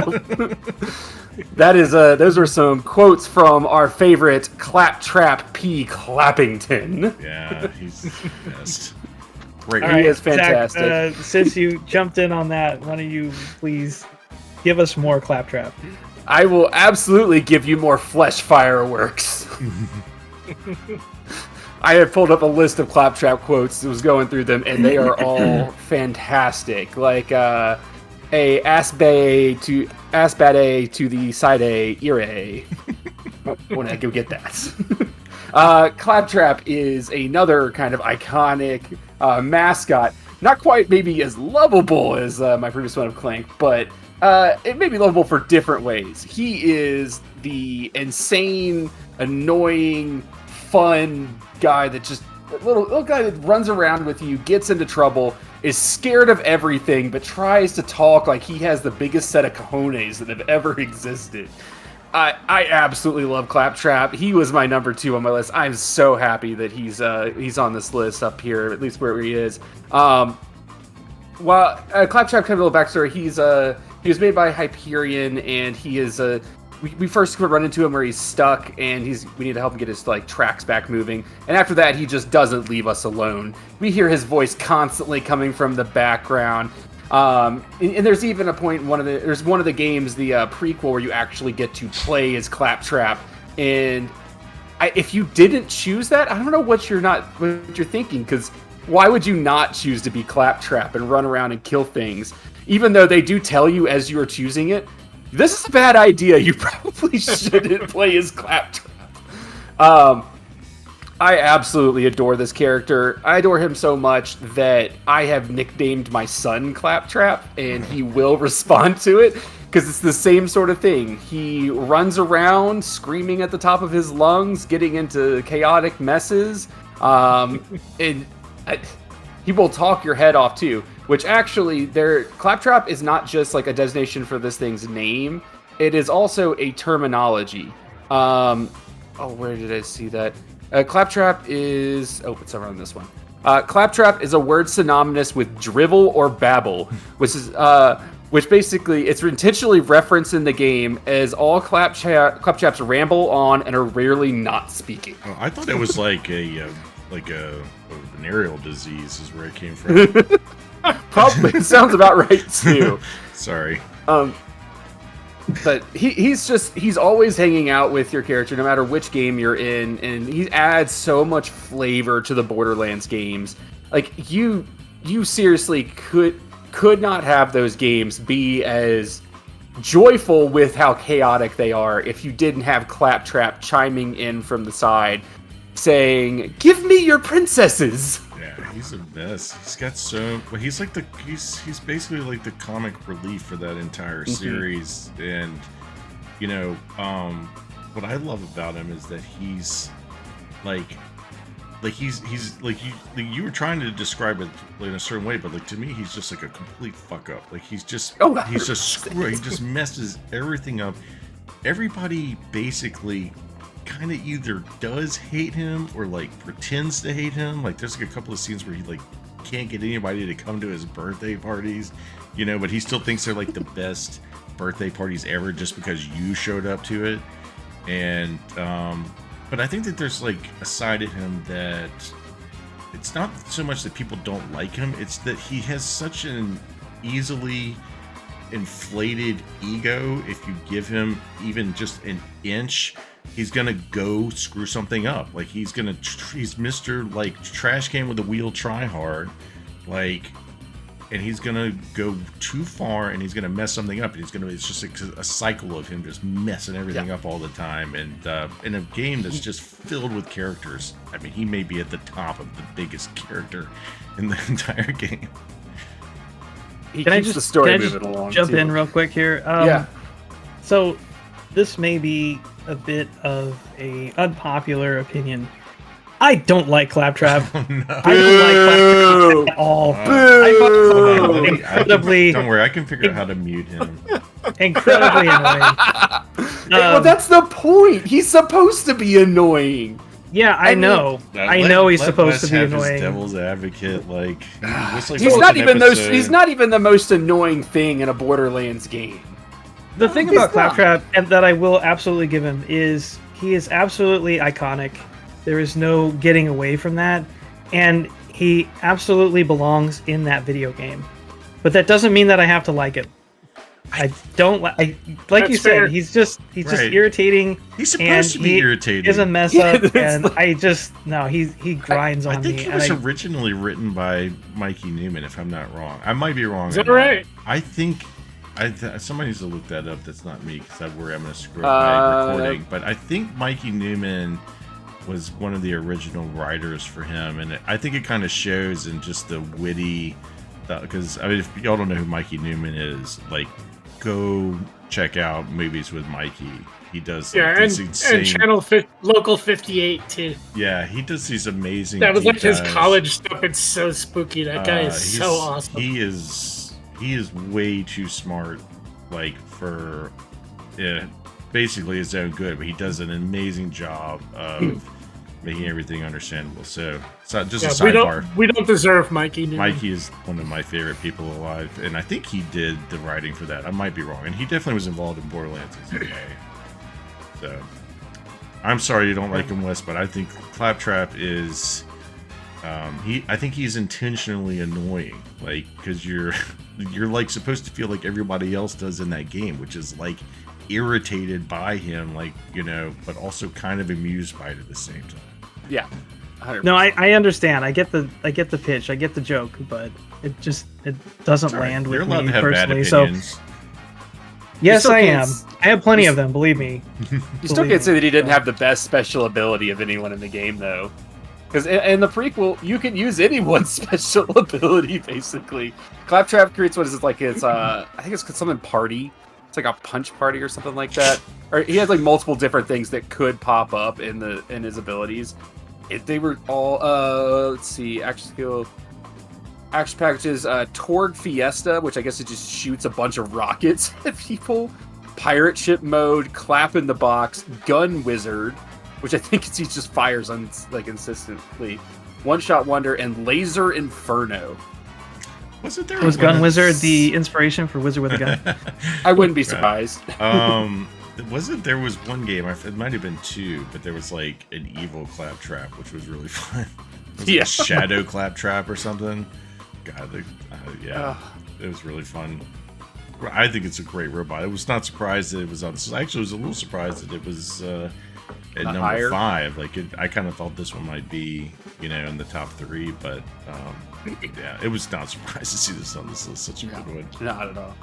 There's a lot of competition on this list, so yeah. I'm not going to say that Claptrap doesn't belong on this list, and I'm glad that you guys are really enjoying that character and like talking about him. So. But before you move on, I did verify that Wes Mikey Newman is where you'll have to send your emails of complaint to about Claptrap. Oh yes. Don't listen to him, Mikey, if you watch responsible. This.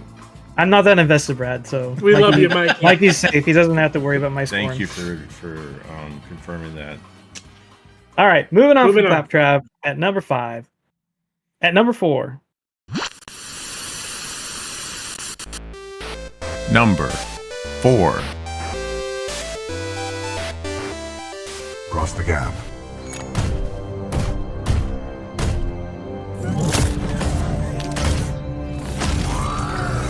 Wind 3 knots, heading 274. Range 95 meters. Projectile mass 89 kilograms. Trust me.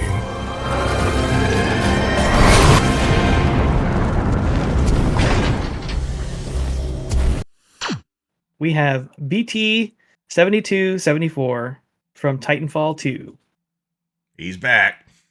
Yep. So, as Zach is our resident Titanfall expert, not even take that it much away. of a Titanfall expert, but I will. We've recently talked about BT in another episode, but he is one of the best robots that has ever been created in any game. For a game that is generally about just shooting and blowing things up and killing stuff, he brings a whole element of empathy and just almost humanity to the world of Titanfall, where these pilots who are sent out on these missions where they basically are probably, if they don't succeed, they are going to die, for the most part. And he saves our main character numerous times, doing things such as chucking him out of danger or sacrificing himself so that the pilot can survive. BT deserves to be high on this list. I'm so happy that he is up here. Because you could not have had the masterpiece that was Titanfall 2 without his being there. Sorry. Yeah, he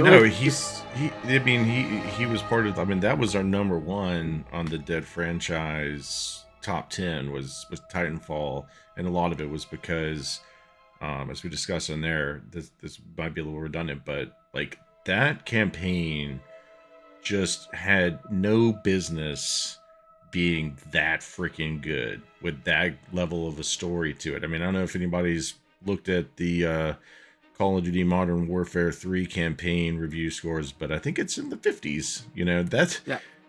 Those things are kind of glossed over when you have the games that are primarily geared towards multiplayer, and the writing and storyline in that game and the connection that you have with BT as this complete companion character, and then you said there's a scene, that sacrifice scene in there. It's you've gotten to have such a connection with in such a short amount of time with this robot that, I mean, it felt like to me like watching like Atreyu and Artax, you know, like sit in there just like, oh no, and you're just, I mean, it was painful. I was in pain watching it. And then there's like a scene where he like comes back, you put the eye in, and it's the scene where he gets kind of resurrected was absolutely like it's emotional. The Goosebumps moment. It's like Goosebumps.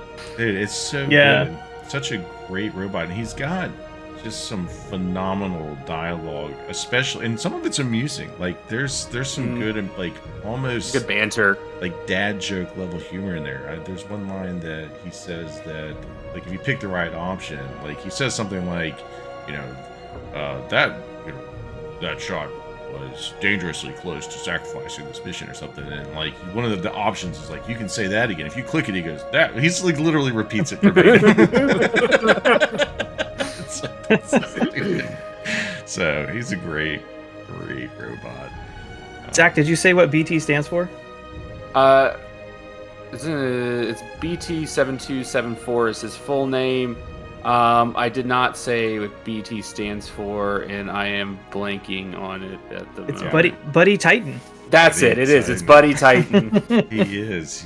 It's a boy and his robot. I think we said that last time. It's your friend, and he does throw you. He throws He other. chucks you. Dude, I yeets love you. that scene. And there's like, I might even lead in with that scene where he's like describing the odds that you're gonna like basically be pulverized and all your limbs torn off, and you're gonna fall into like the sea of like gas or whatever it is on that planet. Like, it's just a great scene. Yeah, it's a super cool character. Go play. We said this before. Go play Titanfall 2. Again, how much more can we talk about Titanfall 2 on this podcast? We can talk about it way too many times. We just changed the name to the official GGD to the Batman Titanfall. and Titanfall podcast. We should have like a top Batman 10 and Titanfall. BT7274 moments. Just have the whole episode be a BT or Titanfall 2. I'm kind of surprised with how popular Apex is. I mean, I know they really haven't brought in any of the Titans to it, but I almost feel surprised that with how big BT is in the series, or just in that world, at least to us, that they haven't put any kind of nod to it. They haven't like thrown him just on the battlefield randomly, like standing off in a corner for you to see.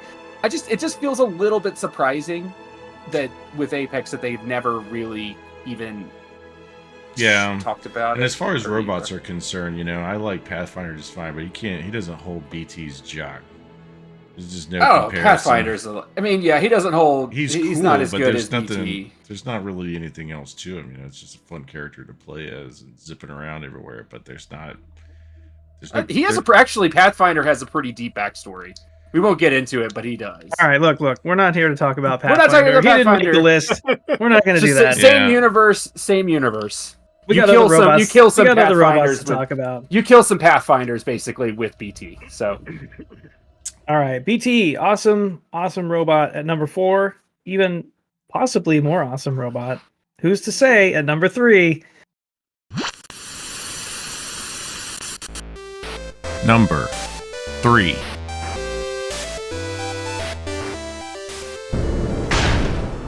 Right? Couldn't believe it either. You seem to have defeated its load-bearing capacity. Well done. I'll just lower the ceiling.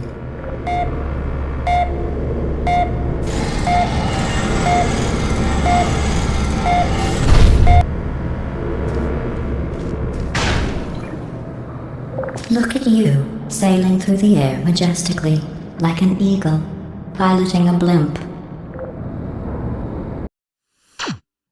We have GLaDOS from Portal. Yeah, kind of 2 repeats in a row, because Portal was also very high up on our dead franchises we want back, and we didn't talk like too in depth about GLaDOS specifically. I mean, I know it came up as much as we were just talking about the game in general, but probably one of the best just villains in the first game. in all of gaming. It would like belong on like a top 10 probably video game villain list too. But it's really not until Portal 2, like if you go back and play Portal 1, that you actually can even appreciate it more with all the backstory and stuff that you get in Portal 2, because the backstory,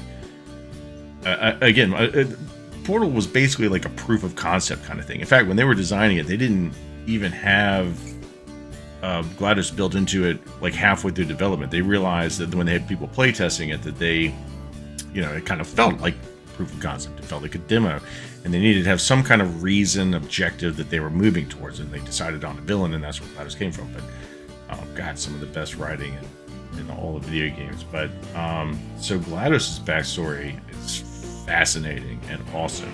We talked a little bit about Cave Johnson in that episode, where Cave Johnson is basically like a shower curtain salesman, and turned into the founder and CEO of Aperture Laboratories, which was, by the way, in the same timeline, direct competitors to Black Mesa. There's all kinds of little like Easter eggs and stuff you can find all over Portal 2 that's like points to them comparing like their numbers to like and what they're doing to Black Mesa. So they're trying to find this like competitive edge, but they're not really able to find it in many places. And so Cave Johnson is just voiced again by J.K. Simmons.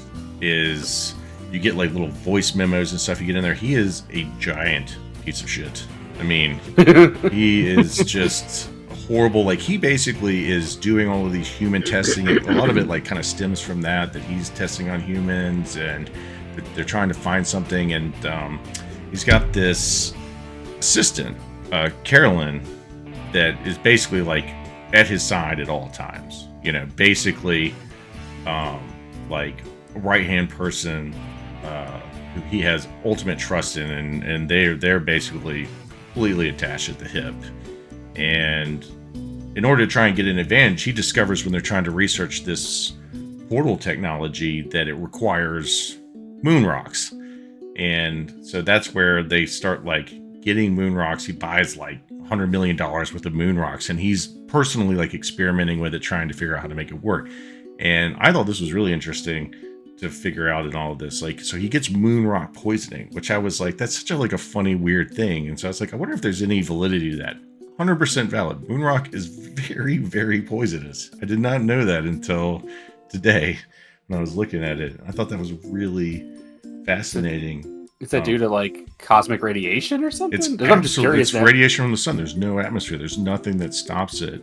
It's also extremely fine, but like really coarse, like glass. So like if it gets in your nasal passages and stuff, it's like they have a moon rock sickness. Like one astronaut got very sick from it because he just got like a little tiny bit of it in his system. So there is like an actual moon rock poisoning problem. So he's basically dying. And so as he's dying, they're trying to he's trying to get his entire personality imprinted onto this operating system, which is what they're building. They're building GLaDOS, which stands for Genetic Life Form and Disk Operating System. So they're trying to imprint him onto that, but he realizes that he's dying faster than they can make progress on this thing. So he basically declares that when he dies, if he dies before it's ready, that he's turning the company over to Carolyn, and Carolyn is going to be the one imprinted onto this thing instead of him. There's a lot of speculation that it's kind of against her will. So she gets imprinted on this thing, but apparently her personality, which is supposed to be kind of kind and generous and stuff, doesn't really come across. So you end up with this situation where it's one of the greatest Easter eggs, like things you find in Portal 2, but like they basically unveil GLaDOS on Bring Your Daughter to Work Day. Like, there's like rooms with like Bring Your Daughter to Work Day signs up. There's like a science fair that they have set up, and GLaDOS like immediately basically releases nerve toxin. Jeez. Oh my God. And they kind of, that's when she ends up getting all of these what are those things called? The morality, they put all of those morality cores. Yeah, the cores. There's like a bunch of different cores they put on her, and the morality core is supposed to like fix that. But then they have like a second day, which is like bring your cat to work day, and there's like a whole reference to like Schrodinger's cat, where she says that she needs just a little bit of nerve toxin again to like test on this cat. So they give her more, and then she kills everybody again, and that's when she kind of takes over the whole system. So, sorry, that was a little bit long-winded backstory, but I just think it's such a really awesome, fascinating one, and she kind of completely loses all of Caroline's personality, and they build into the system this impulse called the itch, which is the itch to test. And so that's why she's just constantly like wanting to push new tests. And like you just happen to wake up and be like the next human test subject in line, you know, like there's basically genocide just going on inside of the Aperture Laboratories. And I mean, the dialogue, the wittiness, it's just like a sadistic talking employee policy manual, you know, something like that. And the first game, she's really fascinating, and then the you know, you go and you ultimately destroy all of her cores. And this I think was also really interesting. When she dies, she actually, for like the next whatever couple hundred years, is just reliving the last 2 minutes of her existence over and over and over again. So that's when like you wake up why she's so angry and bitter in Portal 2. Anyway, I can't think of anything better or more awesome than when, spoiler alert for this, I don't think we have discussed that we're going to get into spoilers on this, but when Wheatley kind of takes over and kind of destroys GLaDOS in Portal 2, he puts GLaDOS into a potato battery. So it's just literally, you just carry around on the portal gun this talking potato, and that's when she kind of actually turns back into Caroline a little bit, and she actually starts remembering who she was as a person. And that's, again, it's just fascinating character development.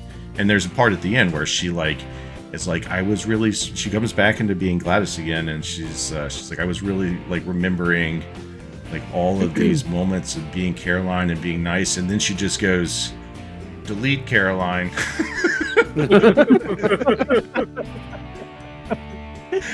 Oh yeah, GLaDOS is obviously one of the most, I think, unintentionally funny characters in video games. Oh, like, she's think not they trying to knew be what funny, they were but doing. she's hilarious.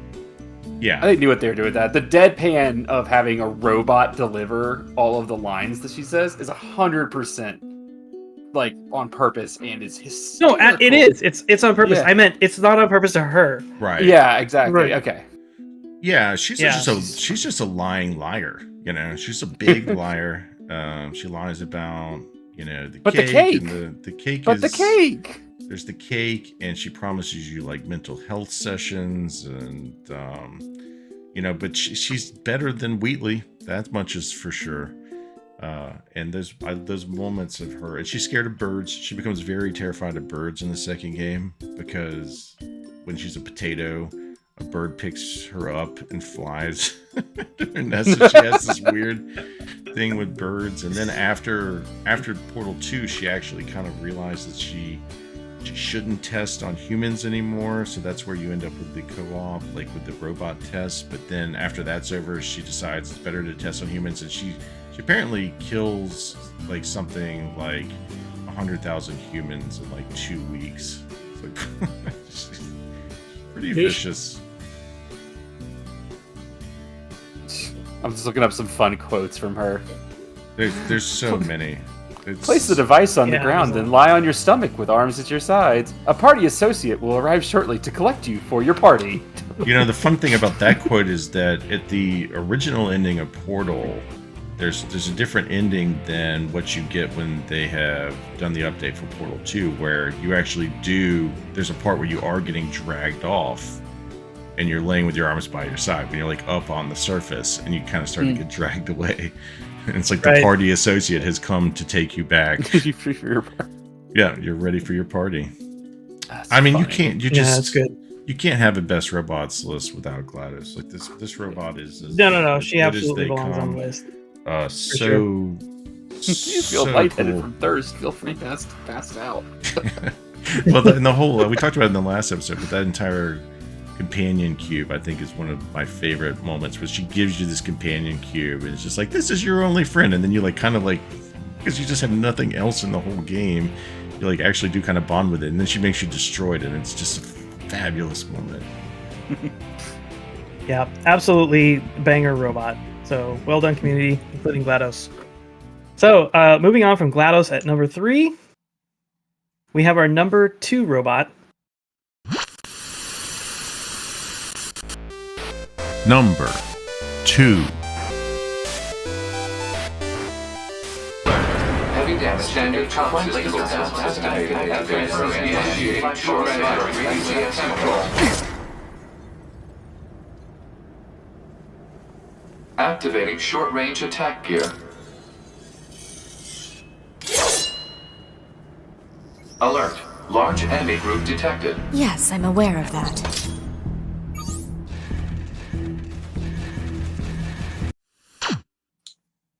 B from Nier Automata.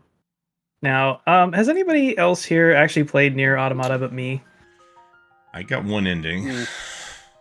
I was that person. I played I've through done like 2 hours, 3 hours. I saw credits and I Shame on all of you. I saw credits. Shame and I on was like, all of you. I guess that was enough. And even when I learned later that was enough. Even when I learned later that was not playing the game, I just didn't go back. I don't know why.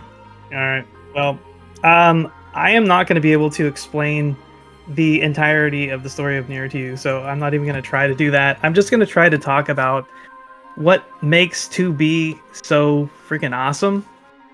And I'm going to do my best to try to encompass that in a fairly concise manner. I will probably not be very successful at it, but I love this character. I love 2B. I love her design and her aesthetic. I love her personality. I love how much of a badass she is.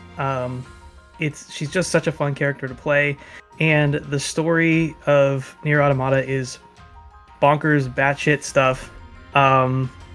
It's really hard to understand it all. I went back and I listened to it. It's been a number of years since I played the game, so I went back and I listened to like a retrospective to try to catch up again on the details. And I remembered everything that happened in the retrospective as they mentioned it, but I can't remember like how it all fit together as you went through it, because it's very convoluted and it's hard to understand.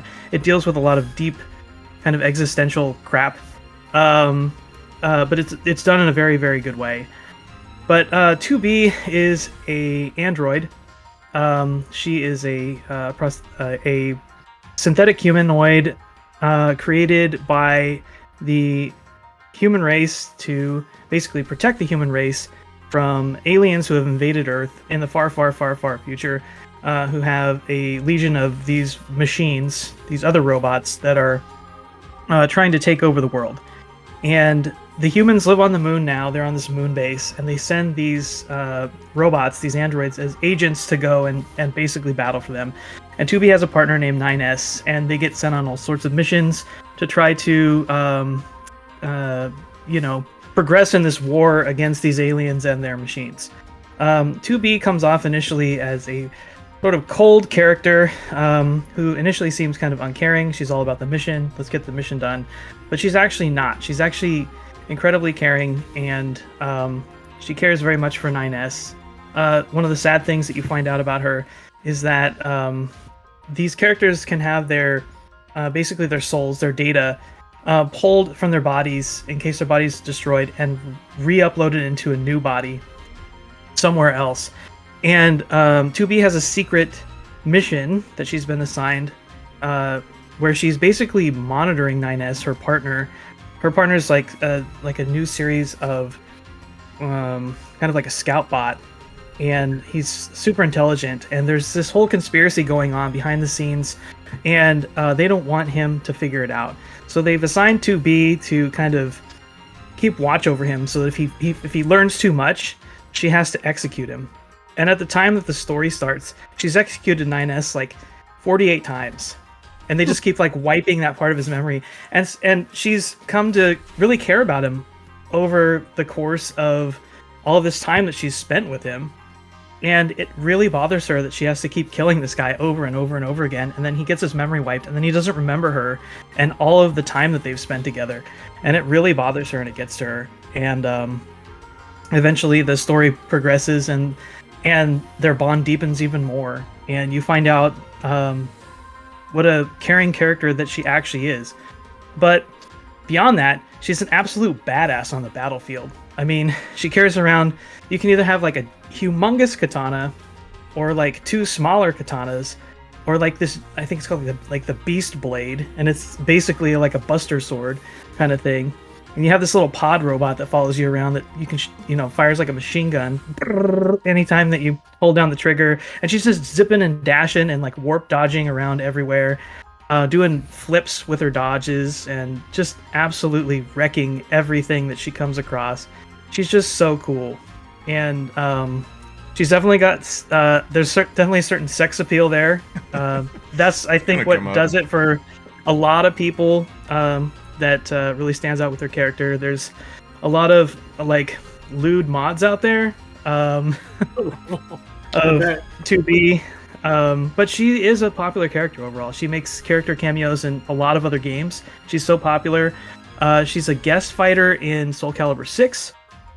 She has there's a whole like Nier Automata arc in Final Fantasy 14 where they pulled Nier in, and she's in that game. She's in like a lot of the Final Fantasy mobile games where she's like a guest character.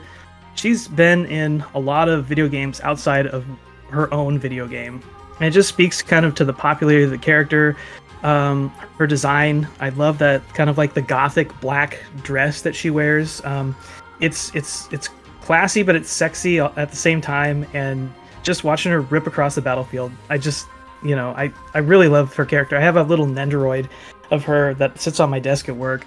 I have like 6 of them, but she's one of them that I got to sit there just so I can look at her like, in her battle pose with her little pod hovering above her. So she's just a really cool character. She's got like Tifa levels of like simp eligibility.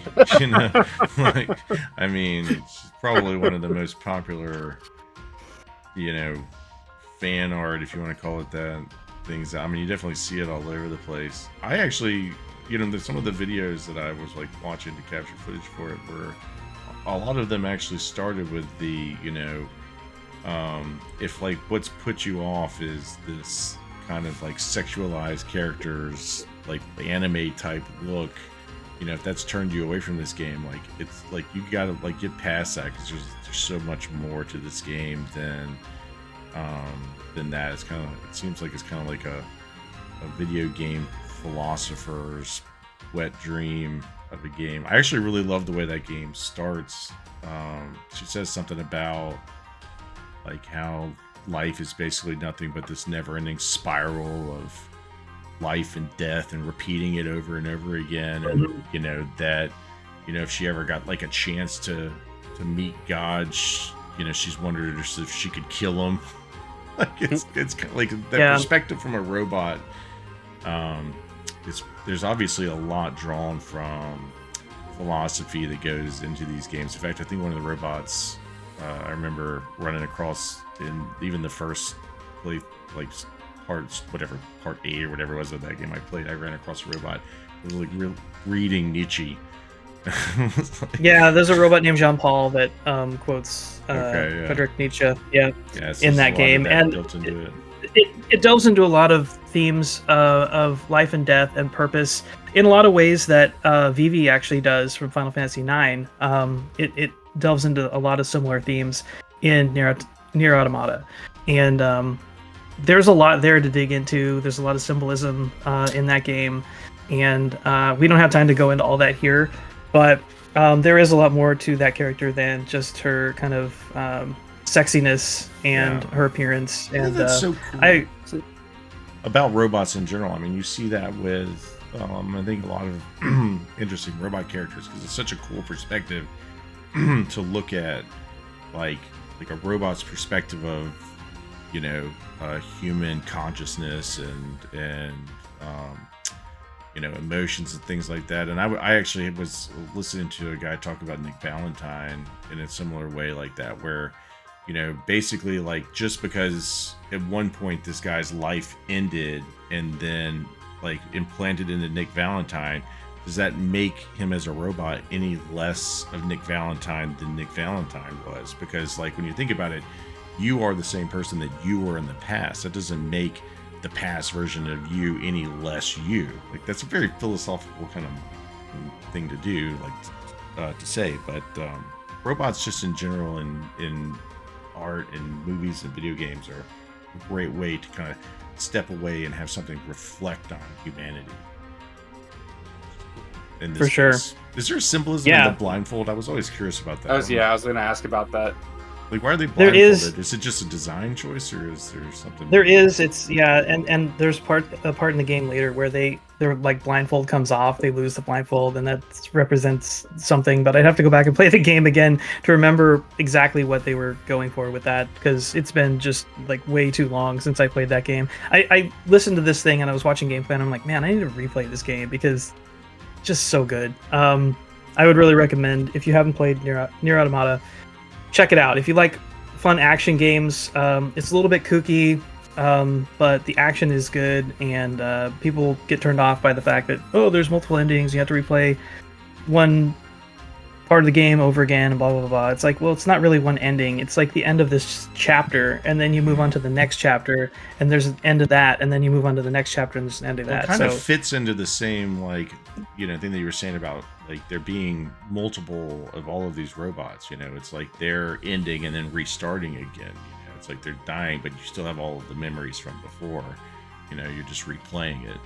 Like, it's almost like you're dying, and then a new version of you is starting it in a way.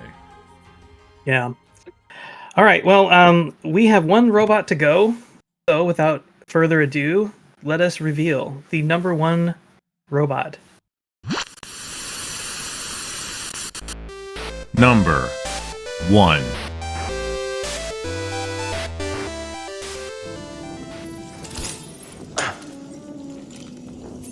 Healing stim. You're full of surprises.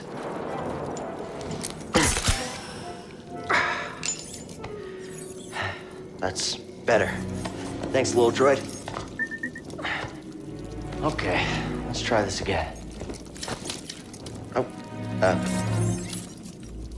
Okay. Here, hop on board.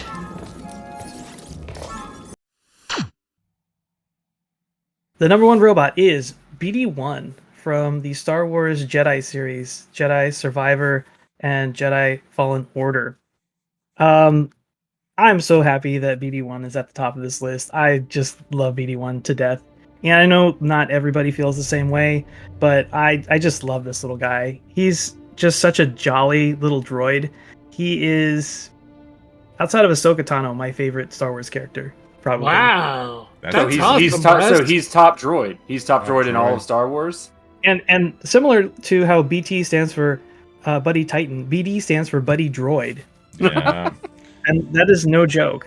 When they were designing him, they did that intentionally. So awesome.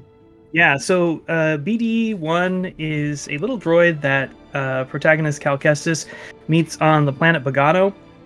He was searching for more Jedis and the Jedi Order, and he goes in search of a Jedi named Eno Cordova, who is investigating an alien race called the I'm not gonna remember it. It's like Fezo, something like that. Anyway, they lived on this planet, and you heard that he was there, and he was, but he's gone.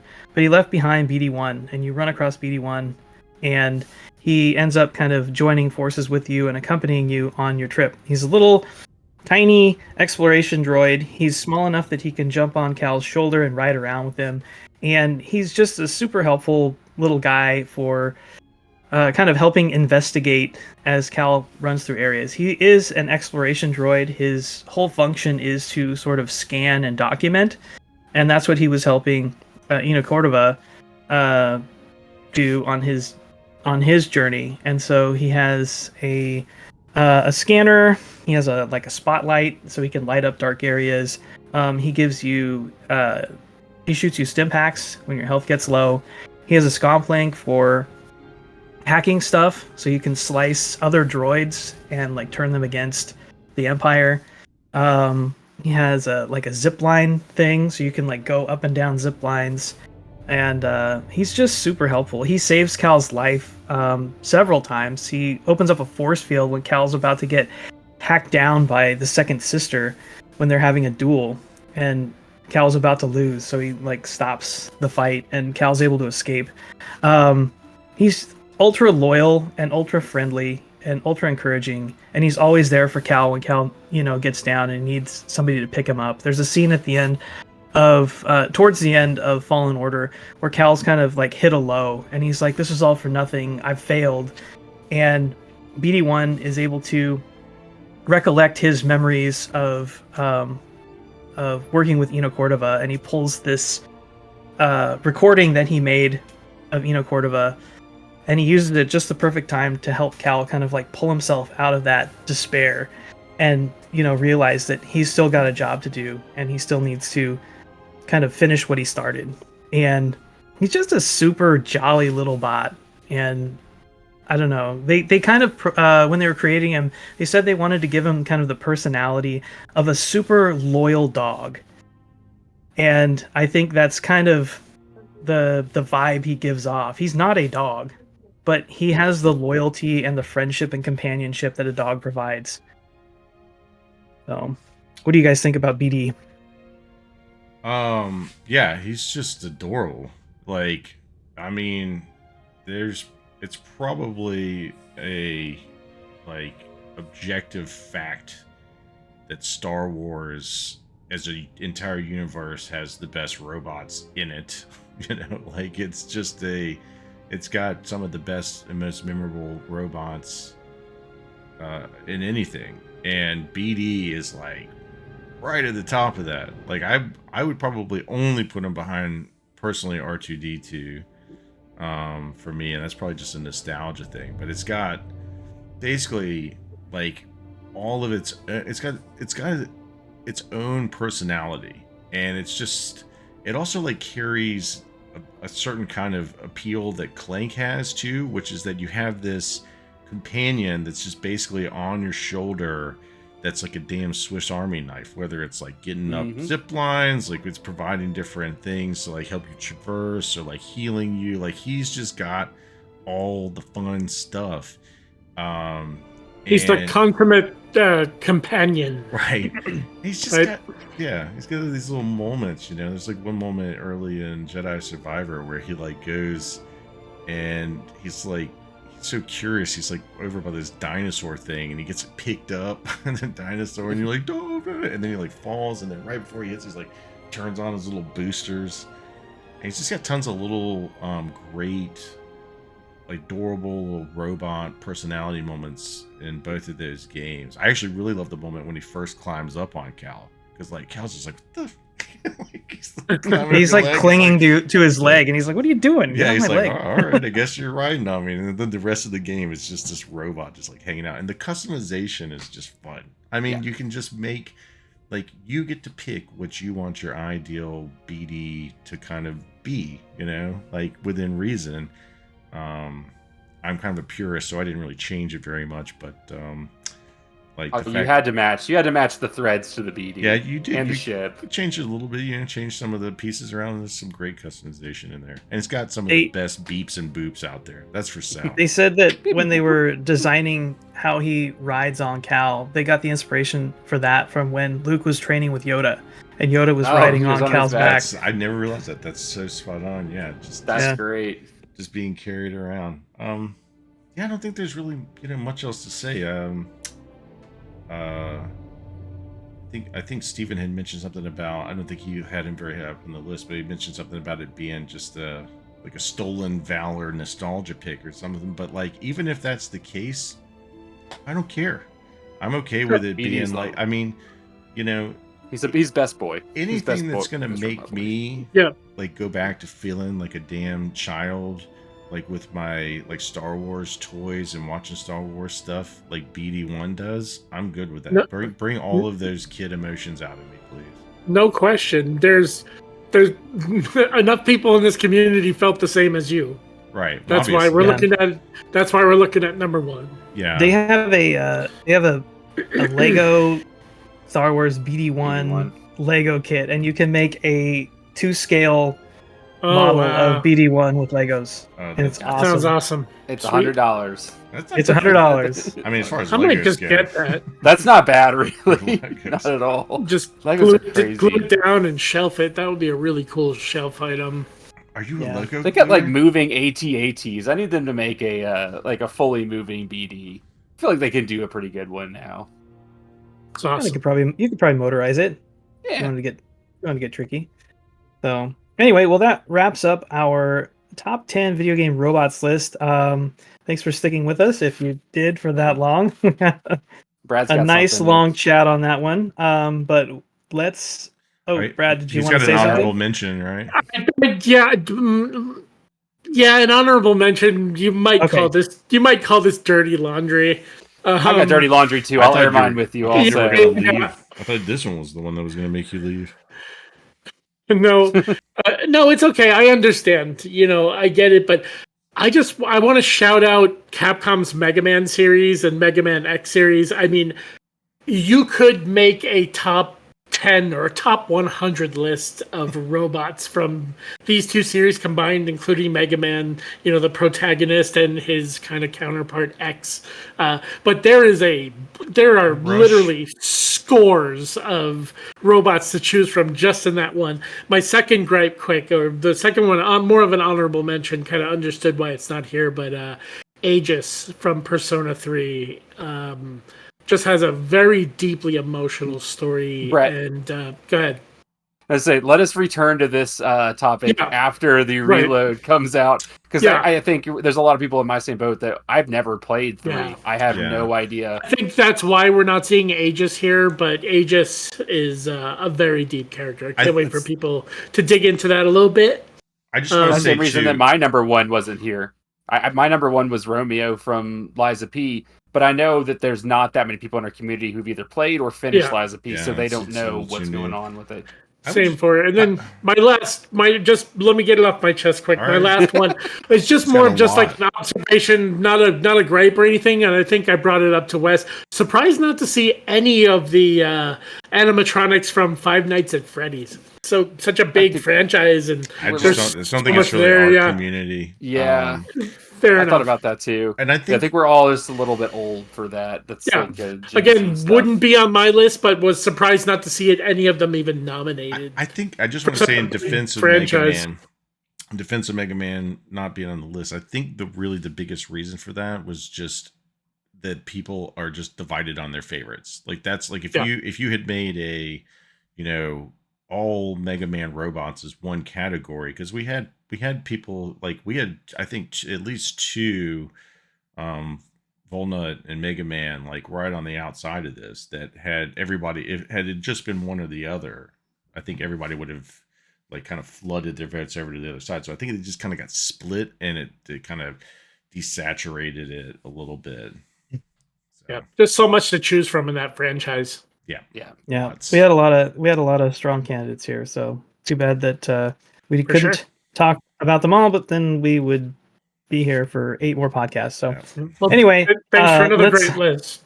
Yeah, thank you. Let's recap this SOB so we can move on to Indies Nuts. All right, number 10, we got Robo from Chrono Trigger. Number 9, Nick Valentine from Fallout 4. Number 8, Vivi from Final Fantasy 9.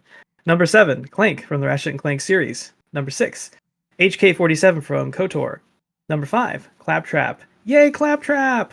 From Borderlands.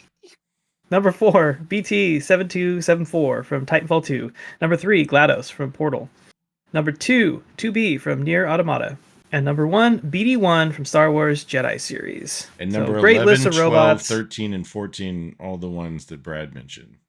Yeah, there you go. So thank you guys again for the great list. We need to announce quickly what we're doing next month. Oh, sorry to interrupt the podcast. Next month, we're going to do our favorite snow and ice levels. Snow and or ice levels, or ice areas, or snow levels. So, if you're thinking of what your favorite snow levels, ice levels are, we'll be put out a notification, let everybody know when it's time to come and give us your nominees. We can't wait to hear what some of your favorites are. So, see you next month. All right, welcome back. It's time yet again for Indy's Nuts. Before we jump into that, I just wanted to correct myself. Eno Cordova was researching the Zepho. That was bothering me a lot. Oh, okay. So I just want to make sure. I think I said so bad with Fezzo. names. I was like, Zepho. I want to remember this for you, but I know that it was never going to come. Anyway, that's neither here nor there. We're here to talk about Norco, which was our Indy's Nuts game this month. Norco is a kind of an old school adventure game title. It's a like point and click style game where you click on stuff, it gives you information, some things you can click on and interact with, and you pick stuff up and you take it and use it on other things. But it has a weird ass wacky narrative that I never saw coming. Every like moment to moment, I never knew what was going to happen in this game, and it is fascinating. Brad was kind enough to do a full playthrough of Norco, which you can check out on the GGD YouTube page if you want to check out this game after listening to our discussion of it, or go play it because it's interesting. It's worth playing. It's a fascinating game. But let's jump into it real quickly. So this game takes place in kind of the deep south, kind of around Louisiana, I believe. And you play as a young woman named Kay, who is just returning home. She left home a number of years ago to kind of like go find herself. She had to get out of this small town that was kind of strangling her and her mom, and she had this kind of like difficult relationship with her mother, and her brother was kind of like a deadbeat, and she and her brother didn't really get along very well. So she goes off to find herself, and later on returns after her mother's death to basically she comes home because she hears her mother has died, and when she gets home she finds her brother is missing, and so the whole game kind of takes place around her search for her brother, and you find out a lot of the events behind what happened to her mom and who her mom was, and it's a ride. It goes some real interesting places. But before we start on that, I just kind of wanted to get some like overall thoughts from you guys. What did you think of this game playing through it? So I think for starters, I'm definitely going to take a little pleasure in saying that if Zach seems quiet, it's because he wasn't able to find time for this one. Yeah. Which is a shame, because when you're looking for your brother, you know who your brother is? It's Blake, which we have a brother, Blake. So the whole game, I'm like, of course, this character Blake in this game is probably the most polar opposite character to our brother Blake. So that was throwing me off a little bit. Let me preface a little bit here that yes, I did not have a chance to play the game. I have been a little overloaded with work recently, and my free time has either been spent going and driving to get a puppy, or spending time with my kids and cooking dinners and doing dad stuff, or just be honest, sleeping. Yeah, or playing games with these guys. That's fine, Zach. You don't have to. You don't have to. I've not had much time, but I do still plan on playing this game, so I may throw a rating at some point. But yes, I will. I promise you, no matter what we say about it here, you will never like feel like actually experiencing this game. There's no way to describe it adequately enough. Yeah, where you will have feel like you got through it. So would you mind if I kind of just butt in here, because I think some of my notes may be a really good way to set up a conversation about this game. Do it. So just I'm for those of you who don't know me well, I'm a big history nerd. Like I need to look into these things and know kind of what's possibly historically accurate about this game, and a lot of the stuff we're talking about in this game is very much a result of the history of the region. So I'm just going to kind of read my notes here quick and just going to give you, I did a little bulleted list of major events in the history of this town. So Norco, Louisiana is the town we're talking about here, a real place. It exists. You can go visit there today. It was previously named Sellers, Louisiana, by French and English settlers late in the 18th century. It's named after the wealthiest family in the region at the time, which it kind of is now today as well. It was established along with the entirety of St. Charles Parish as it's a part of St. Charles Parish, Louisiana. It was a sugar cane plantation slave colony. Especially officially becoming a territory of the U.S. with the Louisiana Purchase of 1803. Some significant events here. Probably the most significant event in this town's little history. January 8th of 1811, Sellers, Louisiana, as it was known at the time, was host to the German Coast Uprising, led by a free man of color named Charles de Landais.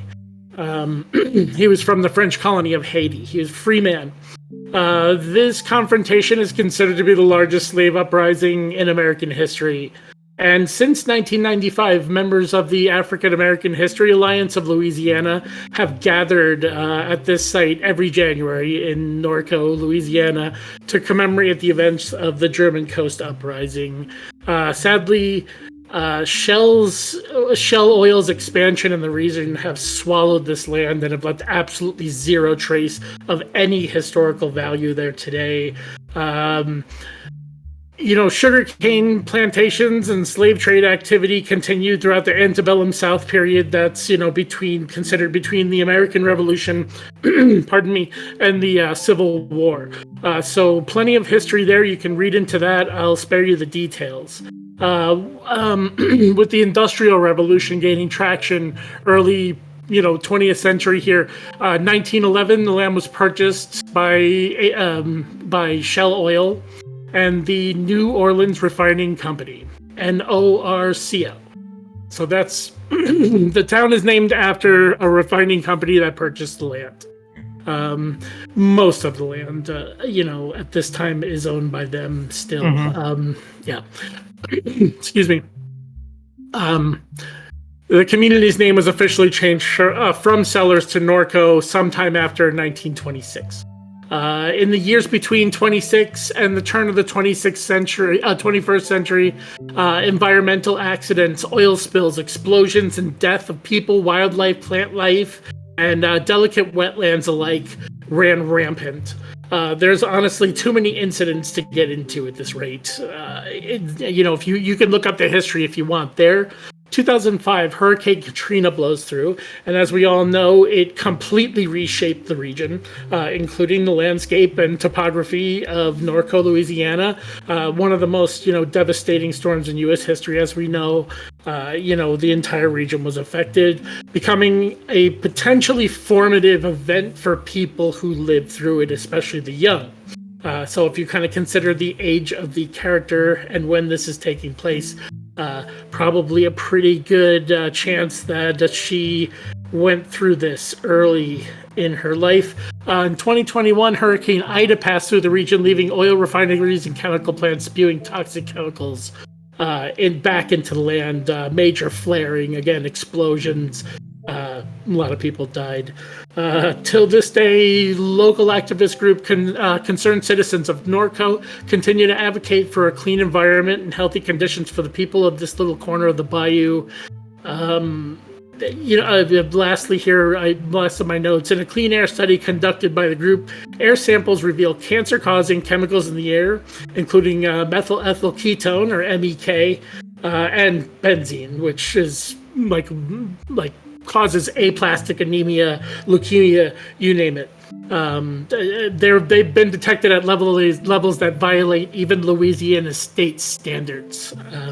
To this day, odors, noises, and lights from Shell permeate the neighborhood 24 hours a day. So let's start there. You know, that is a start. So a lot of what Brad just mentioned is directly reflected in this game. Yeah, bingo. Like, it's the absolutely setting. It's the directly setting. reflecting.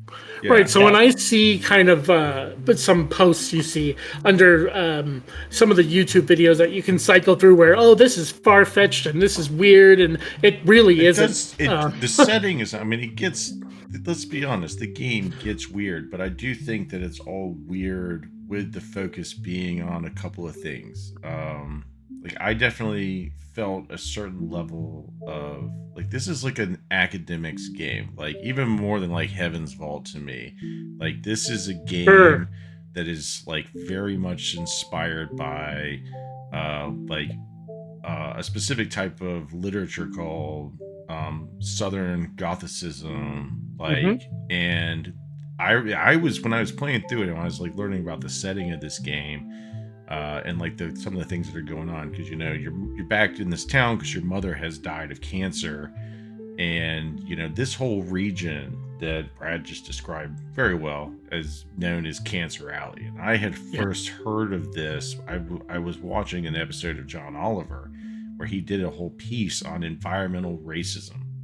Yeah. And I was like, oh my God, this is a game about, or that's rooted in environmental racism, where they basically built up all of these factories like right up against all of these impoverished communities, where in those communities you're like 75% in Louisiana, specifically in Cancer Alley is what it's called. Yeah. You're like 75% more likely to live in a town that borders right up against some kind of plant or factory right there. So the setting is just, and the art style like conveys this perfectly. And it's just crazy how cool, like, all these scenes you just have, you know, there's like these striking images of, like, I remember one where like you're at this kind of like old plantation house, and then up above it in the background there's just this like burning factory, like smokestacks, big smokestacks, belching fire everywhere. This is what you see when you visit Norco. This is what that town looks like. I mean, it's stylized, you know, it looks like a LucasArts pixel game from 1994, but it does it beautifully. You know, personal, you know, preference aside, I love pixel art games. I just do. So, well, and I think grew up on them, but love it or not, you know, I mean, it's masterfully done. I mean, if you want to just get into the nuts and bolts of the game, you know, sound and visuals, everything's great. It you felt know, like a very deliberate choice to go with the pixel art, just with the overall theme and setting of this game. Well, it's fuzzy. You know, it's super chunky pixel art, and you squint at it, and grainy and ugly. Honestly, like it's beautiful, but it's not. You know, it's unsettling. It's kind of dark and nasty. You know what it reminded me of? It was almost like a Deep South, like Blade Runner almost, like feeling to it, like in a pixel art way. You know, just kind of grotesque, but like beautiful. And with Million too, you've got a you know, there is a robot in this game. Fitting there's a robot. Initially, I wanted to put Million on the list of potential robots, and Brad's like, and I was very early on in the game, and Brad's like, maybe you should wait on that. And I was like, oh, okay, yeah, maybe. I came back. I'm like, yeah, you're right. We shouldn't put Million in. Million is kind of your family robot. You pick up. She's really one of the first character, if not the first character, you kind of organically run into. He's hanging out in the backyard fixing a motorcycle, just wrenching on a truck or a motorcycle all the time, just kind of passing the time. And you know, she kind of, she guides you through about half the game until it's revealed that she works for the companies and she is spying on you, and she's been spying on the family for decades. So I hate to spoil that moment for you, Zach, if you say you're going back to play the game. We're spoiling it. It doesn't matter. You spoiled a game for me last week, and you know what? You spoiled a game for me last month, and I went and started to play God of War again. So. So so the game opens up and you kind of wake up in your bedroom, and the first thing that you do, you can like check this computer. There's no internet in your house, but you can sort of check and see what your brother had been using the computer, and you can check and see what web pages he was looking at. And he was looking at this weird kind of online app. I think it was like called like Quackster or something like that. That you find out later that your mother was also using, where you can like basically pick up odd jobs and get this sort of like Bitcoin style currency called Quackcoin, I think, or something like that. And I think you're right. And then there's this stuffed monkey sitting on the shelf, and it was your childhood toy, the stuffed monkey. And you get into this like mini game where this monkey has this deep soul or something like that. It stares deeply into your eyes. Yeah, it's and like a memorization, kind of almost like a Simon game. A little bit. Yeah, and if you beat it, then you pick up the monkey and he becomes like one of your party members, and you can take him with you. I don't think I ever really figured out what to do with it. I guess you can fight with it at one point or something. You can. So you go out in the backyard, and Million's like hanging out back there, and you talk to her, and you're like, "Where's Blake?" I don't know, Blake. I haven't seen Blake around. We have to find him. And she's like, "I'm fixing up this motorcycle so we can drive around town and go look for him, but I'm missing a fuse. I need a new fuse. Can you go down to the corner store and pick me up a fuse?" So you go down to the corner store and you try to go inside, and you're immediately confronted by Troy. Troy is a nasty mofo. There's just so much of like a Cajun, like deep Louisiana. You can hear his white voice. Trash. All these characters, a lot of these characters have that vibe. There's not a lick of voice acting in this game, and you can hear Troy. The voices. I actually made a note of that because I said, like, despite the voice acting, like the voices add a lot. Like they do these somehow. It's almost like pixel sounds. Yeah, like in a way. I could be wrong, but I think they probably actually did record voices and then they like obscured them in a weird way. You could be right. There's a deep Cajun character you meet later named Lucky, who, like, when he talks, like, I hear the water boy assistant coach from the movie The Water Boy. It's like, you know, like, you can't understand him, but you kind of get it comes across it, but it's like just a bunch of like beeps and like the whole time, but you get like from those sounds you get like, you know, do they have high pitched voice, are they deep, like, you know, what is their tone, like, and so you're reading it at the same time. But I actually think with my ADHD that helped me to read it a lot. Like I was following along with what they were saying on the words. Yeah, I was like, I could hear the it. pace, right? It sets the pace for reading the story to yourself. I thought that was a brilliant touch to have those voices be so unique from one another in a way that it's also characteristic of the genre. You know, Lucas. It's been done before, right? You know? But they did a very good job with it, for sure. Yeah, they certainly did. Yeah, really cool. So Troy stops you, right, and from going in, and he's like giving you shit about your mom. Yeah, like, whoa, you're the outcast, you're the black sheep of the family. Well, you ran off in the town. I was here helping your mom. Where were you? Blah blah blah. And he's you're gotten like, fired Troy. from the convenience store too. Like he's all replaced by an ATM, basically, right? Yeah, so he's like picketing and like trying to keep people from going in. Right? Yeah. I did not. I did not beat the shit out of him. No, he's like, go get me some of them pills from your brother. His fetch quest for him. I was like, no, we're fighting.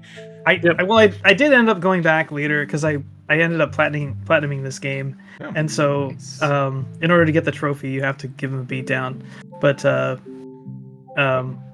initially, I went and I got the pills from the counter in your kitchen. I brought him back and gave him to him, and he's like, "All right, thanks a lot. See you later." And he takes off. I like if you beat him up, and then you go in the convenience store to get the fuse. Like when the door, like you can kind of see through the door, and his just like, you know, unconscious body is just laying out in the parking lot. Oh wow, really? It's a great shot. Yeah, it's awesome. It's a really great shot. You could use the monkey to attack him also. I did in that fight. I thought that was so freaking fun. And it, you know, it's kind of like one of those things this is another one of these games that does a good job of using the story to also serve as like tutorials without it feeling like they're giving you tutorials. So it's like, this is introducing you, like, this is what fighting in this game is going to be like, you know, it's going to be these like clicking things. You're going to have to, you know, it's going to be a little bit different for each character, and then you kind of pick up on it pretty fast.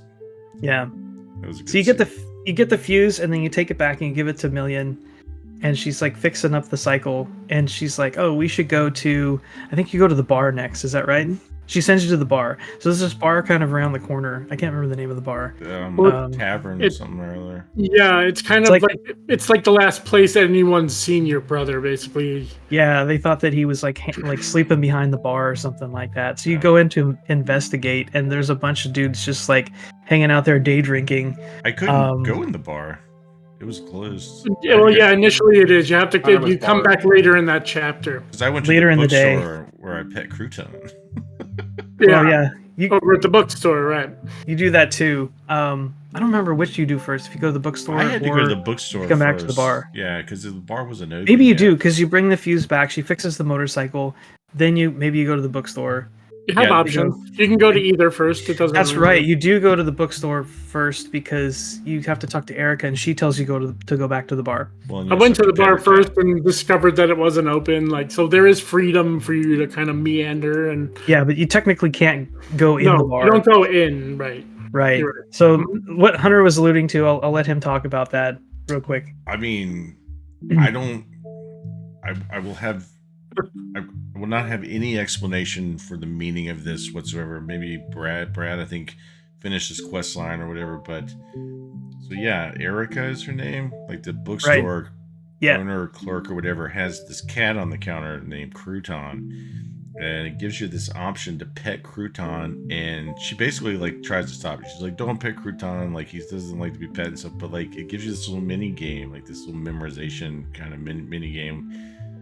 And if you succeed at it, like the cat, well, like each time you succeed at it, the cat just gets like a little bit more wound up. You know, it's just like, you know, it's like its eyes. Has little hearts over its eyes. Hearts over its eyes, and it's like, it's just like this really excited cat. So you get to like 3, 4, and it just keeps like amping up like how excited it looks in its like little pose and animation. Like shaking. If you succeed at it 5 times, and there's like this little computer keeping track of how many times you've done it on the right. If you succeeded at 5 times, this cat fucking blasts off through the ceiling. Like it literally, like a rocket, just goes off the screen.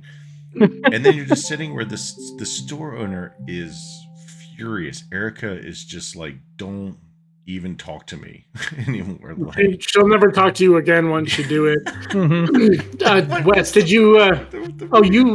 You platinumed, right? So you had to get the cat, and dog one. I had to go back and do that later. Yeah. Right. So Hunter, there's another way to get that cat to blast away. And you know, later on when you pick up the character with the pitbull sidekick.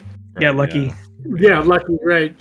You can bring that dog into Erica's shop. That's so fun. And if you click on the dog, it like acts up and the cat flips out and shoots through the ceiling as well. So, and I would say that in terms of just weird things happening in this game, that's probably about the mildest of them, is the cat blasting off through this. Definitely. So. Yeah, it's an early weird moment. You think it's not going to get any weirder than that, but you're dead wrong. Oh, it gets way weirder. So you talk to her, and she's like, "Oh yeah, go check at the bar." So then you go back to the bar, and that's where you first run into Brett LeBlanc. And if you thought, well, let's just say Nick Valentine is definitely a much better detective than Brett LeBlanc. Brett LeBlanc is not. Yeah, he's very full of himself. But I love the bartender, like the entire time, just being like, he's like, he's like just gloating. He's just like, I was like probably the best of that. He's like, no, actually, you just smell bad. Like, yeah, he's just like, don't buy him a drink. He's just ripping LeBlanc the entire time. Talk shit about him nonstop. Everything he says, he's like, no, that's not true. Brett LeBlanc's this like detective that sort of lives around the corner from your house, and his window, he like lives in his office, which is basically like a bathroom with a desk in it, and he can like look out. And he was kind of sort of working with the character's mom, who was doing some investigative work in the area, kind of into the work of the oil companies. And so LeBlanc's like giving you a bunch of kind of back information about your mom and what she was doing, and Blake, and kind of trying to help you figure out what's going on. But the whole time he's not giving this information freely. He's like, you have to like buy him something. You have to buy him drinks, and every time you give him something, he's like, he's like, I'm not complaining and all, but I'm giving you top-rated information. You're giving me like the cheapest beer in here. I'm not gonna complain. I'm just saying. And then he's like, I'm getting a little hungry. So you give him some fries. He's like, look, I hate the fries here. I would have really preferred some nachos, but hey, who's complaining? Not me. Like every time. And then his partner's there too, kind of. Yeah, the guy with the website. He's just no, Keith is there, but his partner is just passed out on the bar. Yeah, like you can't. Talk to him, I forgot about that. Yeah, he's talked to him. He's like, don't touch him. He's just sleeping on the bar. Yeah. Anyway. So after the bar, I think it goes to the flashback, the first flashback with your mom, right? Back to Catherine's timeline. Yeah, that's a theme in this game. Just kind of bounces a little back and forth between. The reason that you're back in town is because your mom has died, so now you're playing as the mom who is. I think the weirdest shit happens during Catherine's parts of the stories. Honestly, yeah, it's crazy. Whoa! And I think we should mention the Keith thing because Keith kind of. I mean, a lot of them have connections that overlap between the two storylines, but like Keith. I felt like he was kind of like the MAGA guy. Like he's starting his own website because he doesn't trust the news anymore. So he's like making like a real kind of American news blogger, conspiracy theorist type. Keith's Corner. Yeah, he hasn't named it at that point, but he ends up calling it Keith's Corner. Yeah, it's like a boxing themed thing. He's got a lot of like, he's like a conspiracy theorist. Sitting at the bar.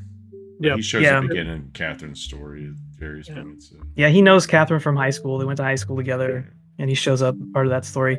So Catherine is getting her memories basically copied onto like some real a Black computer. Mirror stuff going on here. Like, it's just like downloading her, but it's like downloading into her head though, right? Like, isn't it like in her head, or is it getting downloaded? No, it's out of her head onto like a drive. Basically, but she like went to like a cheap place to do it, so they do like a shop. Right, job. this place that her friend Duck sent her.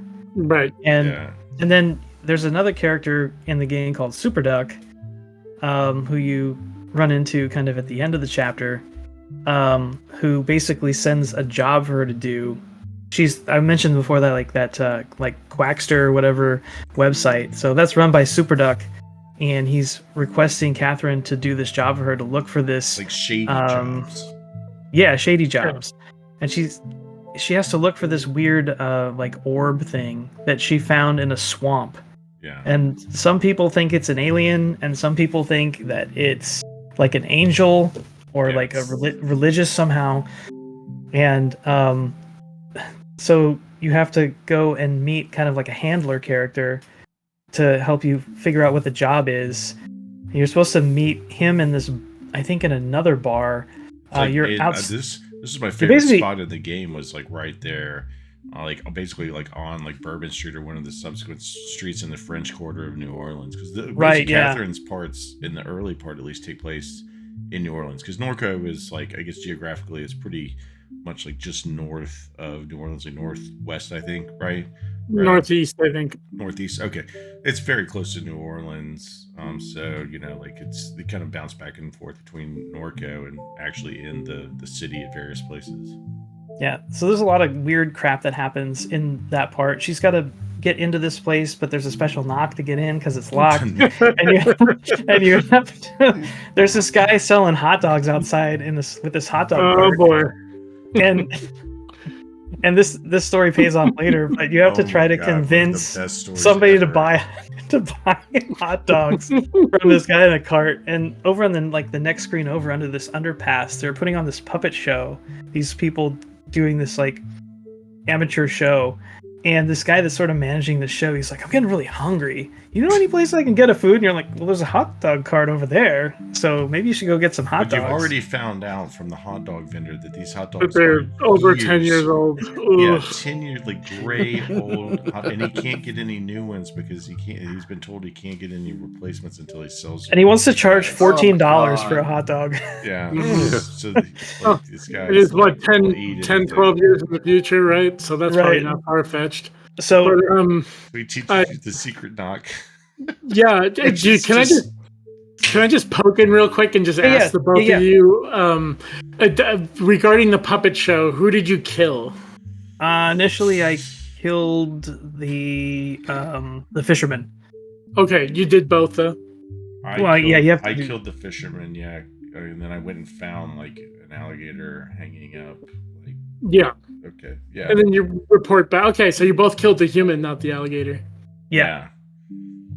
Me too initially, but if you check out the video that Wes referenced, I recorded both ways you could do it, so you can see. You basically play. It switches to this sort of like top down, like you're controlling this little tiny boat in the swamp, going back and forth. Right. And this alligator in this puppet show kind of tasks you with killing this fisherman who killed her offspring. And you're supposed to bring back the head. And if you kill it and you bring it back, then the alligator kills you.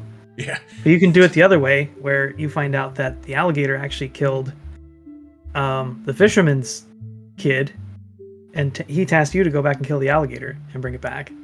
So it's a very weird, bizarre thing, but it shifts up the gameplay quite a bit from just what from a you've been gameplay doing. standpoint. I don't know if y'all know this, but when I got to the boat part, I just decided to give, like, I had like a little controller icon, so I grabbed my controller, and it was really enjoyable to play the boat parts that way with a controller. It's like the one part I didn't play with a mouse. So I played on PlayStation, so I played with a controller the whole way. So fair enough, yeah. But I can totally appreciate that. Yeah, much easier than with the mouse keyboard. Yeah. So you do that, and then you go back, and the guy, you convince this guy to buy these hot dogs, and he starts like chowing down on these hot dogs. Like, I think he's like 2 of them or something. And they go to teach you the knock, and it's basically just a knock. There's no special knock. It's just that's it. Yeah, knock. That's the secret knock. Meanwhile, like, there's some funny moments in this. There's like a Salvation Army Santa Claus who looks just like absolute dog shit standing there, and he's like, give money to charity, and you're like, where am I giving it? And he's like, I don't know, like blood, like kids, I don't even remember. Did you give your dollar to him or to the other two guys? I didn't give him any money that way. I gave him my dollar, and then I went to talk to the other people, and they're like, what? You gave it to crappy Santa? Yeah. Like, what are you doing? He tried to stab us.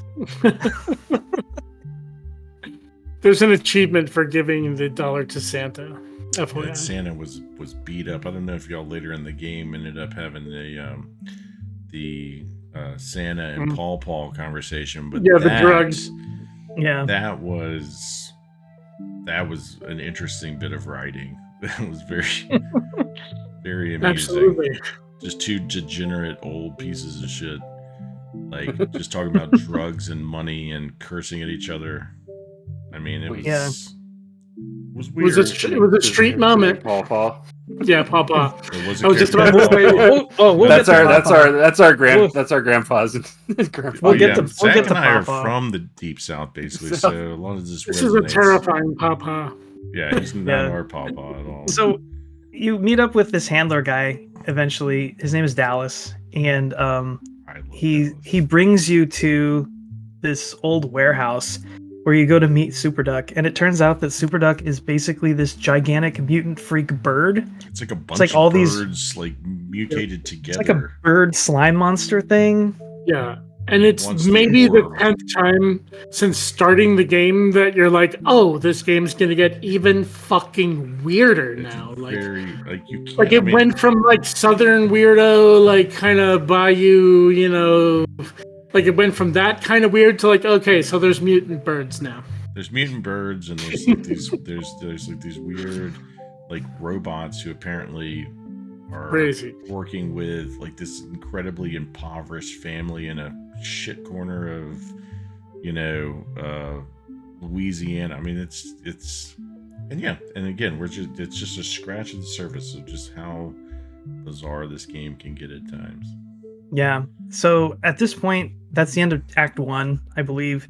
Mm-hmm. There's 3 acts in this game. The next part is you find out that the oil company had come to your house and stolen a bunch of your mom's stuff, like in the middle of the day. And Brett LeBlanc, the crappy detective, he witnessed this from his toilet office and told you about it. So you have to go try to get it back. So you end up taking you have to figure out how to get into the oil company premises.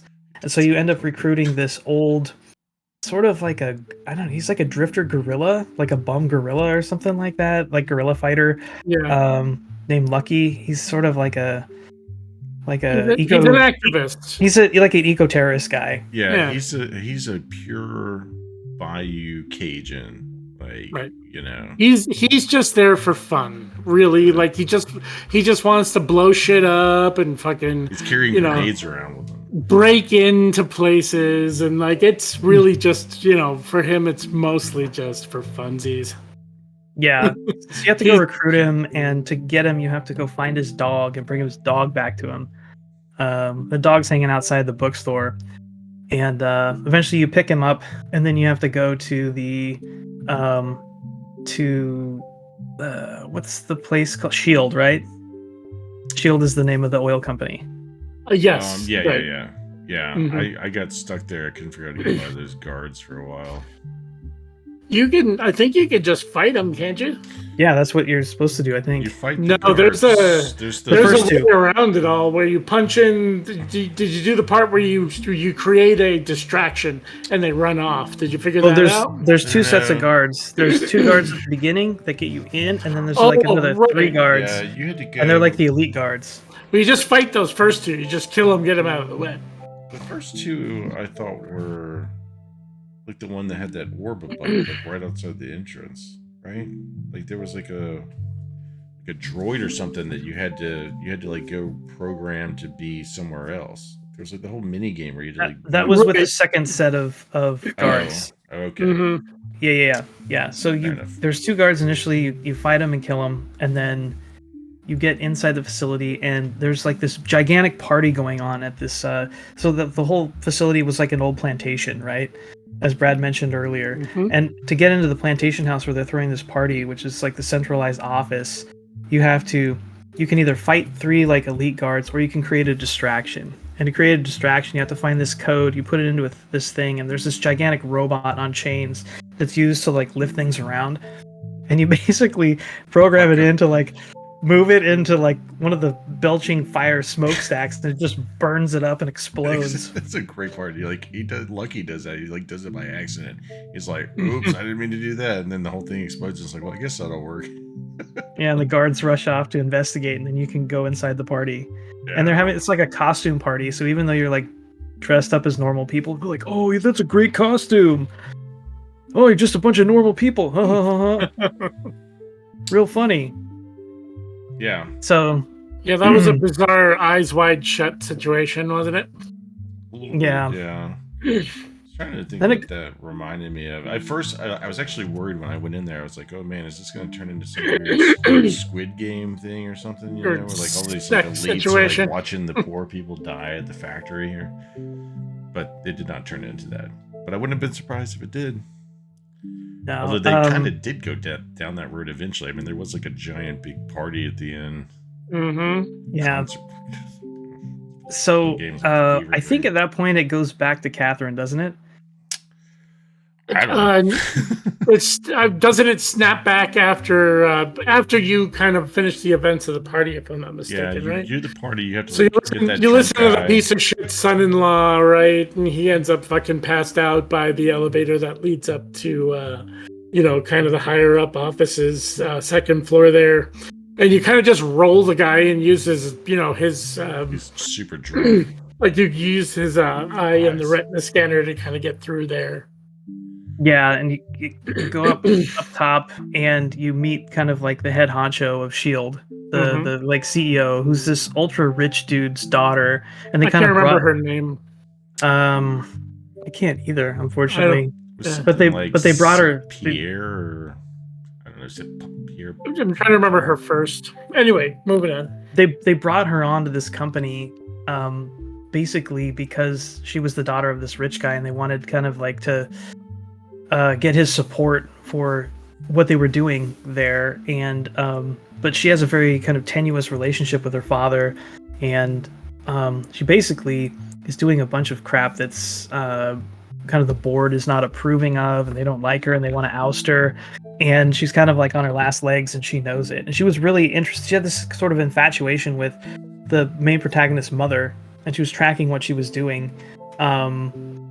And all because I think her father wanted to get his hands on this weird orb that your mother finds in the swamp. Orb is very central to a lot of what people are after and why they're interested in Catherine. And because for whatever reason, the orb is like attracted to her. And throughout all of this, they keep talking about, like, especially Pawpaw keeps talking about how like she's like the descendant of Jesus Christ, and and people are like, oh, don't go on all that Da Vinci Code shit, and like they're telling them, like she's got some you've fake got ring. like a whole I cult mean, of weirdos spun around like whether or not Catherine is a descendant of Christ.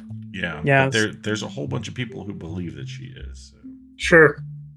So you get this box back that they apparently took from your house, and as you're leaving, basically the daughter of the rich guy, the CEO of S.H.I.E.L.D., basically commits suicide in her office. Yeah. Did you go back and look at it?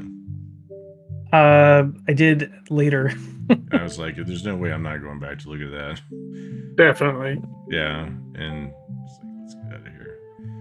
Very gory. There's a letter in her office that you can read that she wrote to her father. It's basically like a screw you. Yeah, you read you read her suicide note. Like, oh. So then it jumps back to Catherine again, because that's kind of like when you exit the facility of S.H.I.E.L.D., and Catherine's on the hunt for the orb that was apparently abducted by a cult that is taken up inside an old abandoned mall. Yeah, the Garretts. And they have this interest in basically leaving the planet behind and starting a new civilization out in space. I feel like a Heaven's Gate type cult reference, where they thought like they're gonna basically be like on a spaceship, and they like all had to like leave at the same time. Of course, they committed suicide to do it, which is kind of what they were doing in a way. But they actually thought that this orb was gonna actually power this spaceship that they had built and take them into space. And I thought it was really cool that the name of the ship was Jacob's Ladder, which... Oh, was that the name of the ship? That was, I there didn't was get a that. sign on the wall that said that that's the name of it, which like literally means like a connection between God and Earth. So, again, this game has heavy academic kind of undertones like that. That's all over it. So Super Duck, the weird monster bird thing, sends you to get this orb back from these guys who have it. And in order to get in, you have to sort of infiltrate the cult. And you get this app on your phone. You have to look for these 3 symbols around town. There's a bunch of weird crap that happens. You have to go to City Hall. That was the weirdest part, where you have to go to City Hall and actually walk around. I was like struggling with that, and I couldn't figure out why. So I actually had to like write down like the floors, wrote down the floors to the. The game literally turns back into like just a general like old school text adventure, where it just gives you lines of dialogue and you have to pick between them, and it's just black behind it. Yeah. And you're like, oh, you walk down the hallway, feeling the walls. Like something reaches out. People's hands. Yeah, you go down to the basement, and apparently there's a group of these cultists hanging out in the basement, and you have to shake their hands in the dark. Right, you don't even know what kind of cretin you're touching right now. Like somebody grabs you and like thrusts you down on the floor. By the way, it's very creepy. There's some creepy parts in this game. I think I think we passed this already, but the moment when you go to Duck's house, like the first time you turn on that light. Oh yeah, that made me jump. Oh my god, that was so creepy. Because it didn't get wet, but you can just barely make out this lamp, in the room, and like you move over and it's like to turn it on, and when you turn it on, like he's like right in your face in the room. He's just like sitting there, like drooling on himself. Yeah. It's like, yeah, I jumped a little. It gave me the willies. That part where like you're reaching around for like hands in the dark is kind of it's just an unsettling thought to just be like in this dark building and just like you feel somebody like grab you in like a stairwell. Mm-hmm. Yeah, that was super creepy. Anyway, going back to the hot dog thing. So as you're looking for these symbols, you go to this nightclub, and one of the symbols is outside this nightclub, and the dude that you talked into buying the hot dogs is standing outside the nightclub, and you talk to him, and he tells the most insane, like, disgusting story about what happened to him after he ate. Like, you don't want to hear it, and you can be like, no, I don't want to hear it, but like, you definitely want to hear his He'll let you off the hook at like several junctures of the story, but it's basically him describing these hot dogs rocketing through his GI tract, like, and not being able to find a bathroom like as immediately as he needed it. Man, and where he goes to the bathroom, and who witnesses all of it. So he tries to like rush home, but he realizes, and he's on a bike. Like, so he realizes he's not going to make it, but he's like right out in the middle of like this well-lit street. So he sees these like teenagers getting out of like one of these like basically Hummer limo type things or something, right? I think that's how I picture it in my head. I don't know if it's described as a Hummer limo, but that's what I thought. So he basically decides they're getting out, so he's going to just quickly like sneak into this limo. And as he's sneaking in, the limo driver, the tinted thing is up, the divider is up, and he starts driving off. So he's unloading like just an insane amount of diarrhea shit into the back of this limo. And then the driver like is up there like having a conversation, and then he tries to get out. But like a sex conversation with his significant other too, right?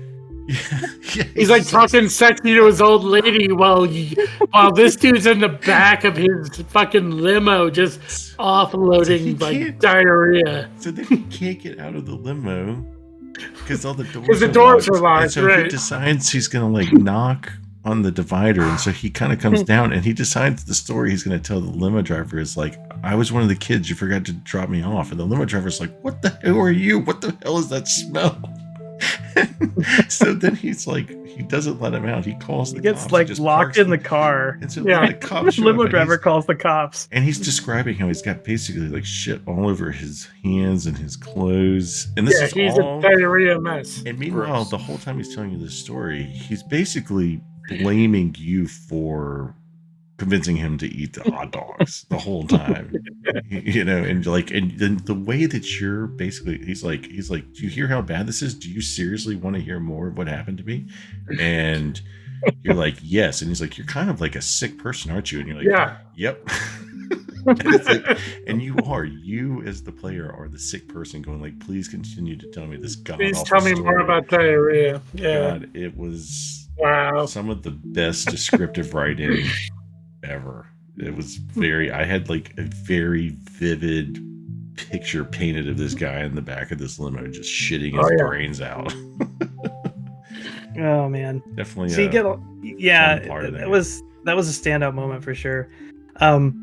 You find the three orb things, and then you end up basically trying to get in, but the people that you were talking to, they like leave. You can't get in, and you have to resort to going to meet with Papa, who is this disgusting, vile, nasty like in old a ditch. Like hermit that lives in a ditch, and he thinks that at this point you're controlling the main protagonist's mother, Catherine, and he thinks that Catherine is, as Hunter mentioned before, a direct descendant of Jesus Christ, and that she's going to like lead them basically on some kind of like a spiritual revolution, and basically change the world. And so he's basically this follower of hers. He's really just a stalker, and but you have no choice but to resort to having him help you get inside of the mall. And you go inside, and there's all these degenerate kids that call themselves Garrett inside. They're just a bunch of kids. Like they're in there like playing video games, and one of them's like ripping bongs, and which is like, that was one of my favorite quests in the whole thing, was when you like have to get past the guard, and like who's like very devout, and he's like, none of the people here would ever like succumb to like the shallow like pressures of society, and like do drugs and play games and stuff. And you like have to actually go around with your phone like recording, like it gives you the text, and you have to like press record the text, and you basically get recordings of them talking about like looking at hentai and ripping bong I hits. I was told to fast, but fuck it. Yeah, and like then you go back and play it for him, and he like gets questioning upset and the just dogma. decides he's gonna go home and like eat pizza with his mom or something. Like No, it's like my mom made roast beef tonight. Fuck this noise. he just dips. And I know exactly how he feels. Like I've been in situations where like, I'd rather be home eating roast beef. Yeah. So you go inside and you end up basically getting the orb back, you're in the middle of the cult meeting. The cult leader shows up and he's like calls everybody to attention, and you end up stealing the orb back. And Papa basically hangs back to distract them, and they hate him. The leader. And you have to escape through Lucky's closet, which is he has this like locked closet that they can't get inside in the mall. So he tells you how to get in. You go inside, and he's got this dude just like trapped inside of a box or something, like a barrel or something, right? Yeah. You have to you do this puzzle where you have to examine the painting in the room, and it reveals the way to open the lock. And but the long short of it is he's just got this random one of their followers just kicking it, still alive, in a barrel, starving. You can see he's emaciated, he's covered in sweat. I know, it's so weird. So it kind of gives you this idea that Papa really is a sick fuck. Yeah. So you end up getting out of there. You get the orb and you return it, and you give it back to Super Duck, and he basically absorbs this thing. He eats it, doesn't he? Swallows the thing. And he's like, I can feel the power, unlimited power. And then kind of that's the end of that section. It's so funny to me that if you take all of the things that you just said and then go back to Brad's entire historical description of the setting of this game, and it's just so bizarre. I really did kind of just get lost in what all they were trying to get across with all of this, because I know there's a lot there that I just am not picking up. Yeah. Yeah. So just to try to wrap it up quickly, because we've been talking about this for a long time and there's a lot to go into. Lot. We could spend a lot more time here. We could do a whole podcast. We could do a freaking spoiler cast. It's a very interesting game. You here all night. You end up getting this key card out of the box that you got back. You find a secret trap door in your house that your mom created with the secret office. You go down in there, and then Million basically goes crazy and tries to kill you.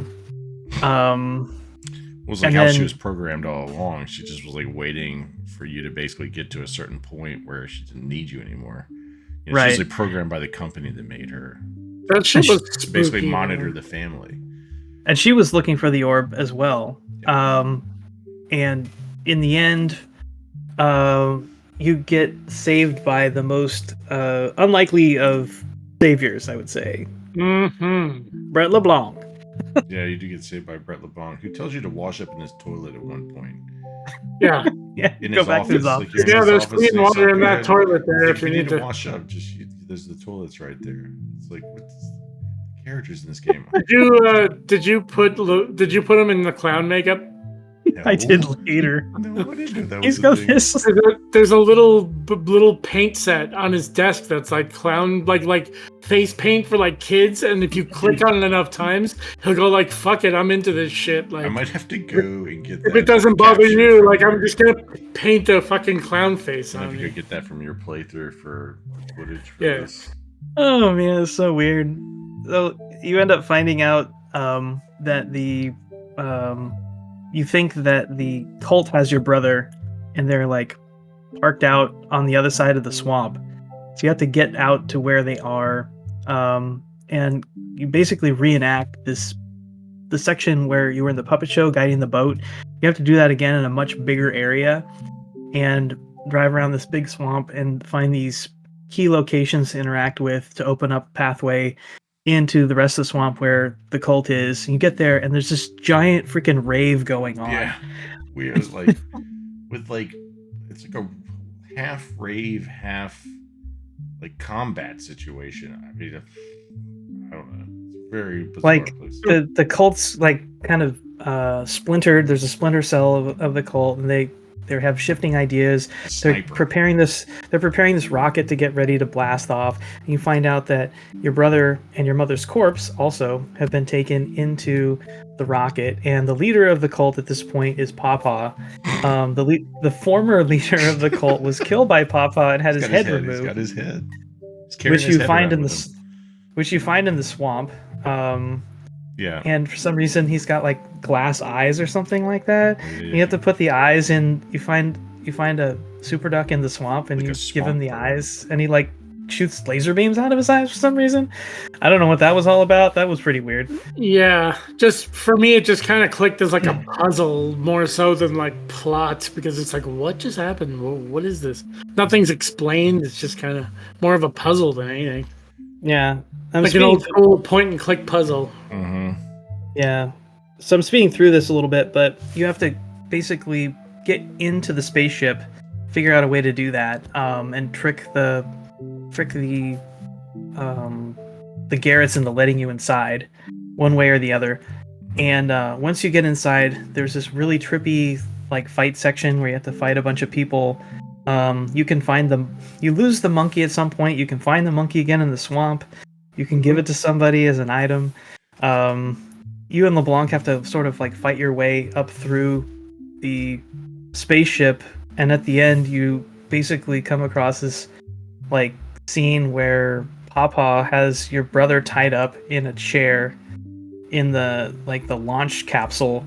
Yeah. And your mother is like basically been enshrined, and Catherine's corpse, right? Yeah. And the orb's like hanging over her, and he's supposedly he was a friend of Jesus, and Jesus basically gave him eternal life to find his relatives and have them return to heaven through this rocket, and he's trying to fulfill this request that he said that Jesus had given him.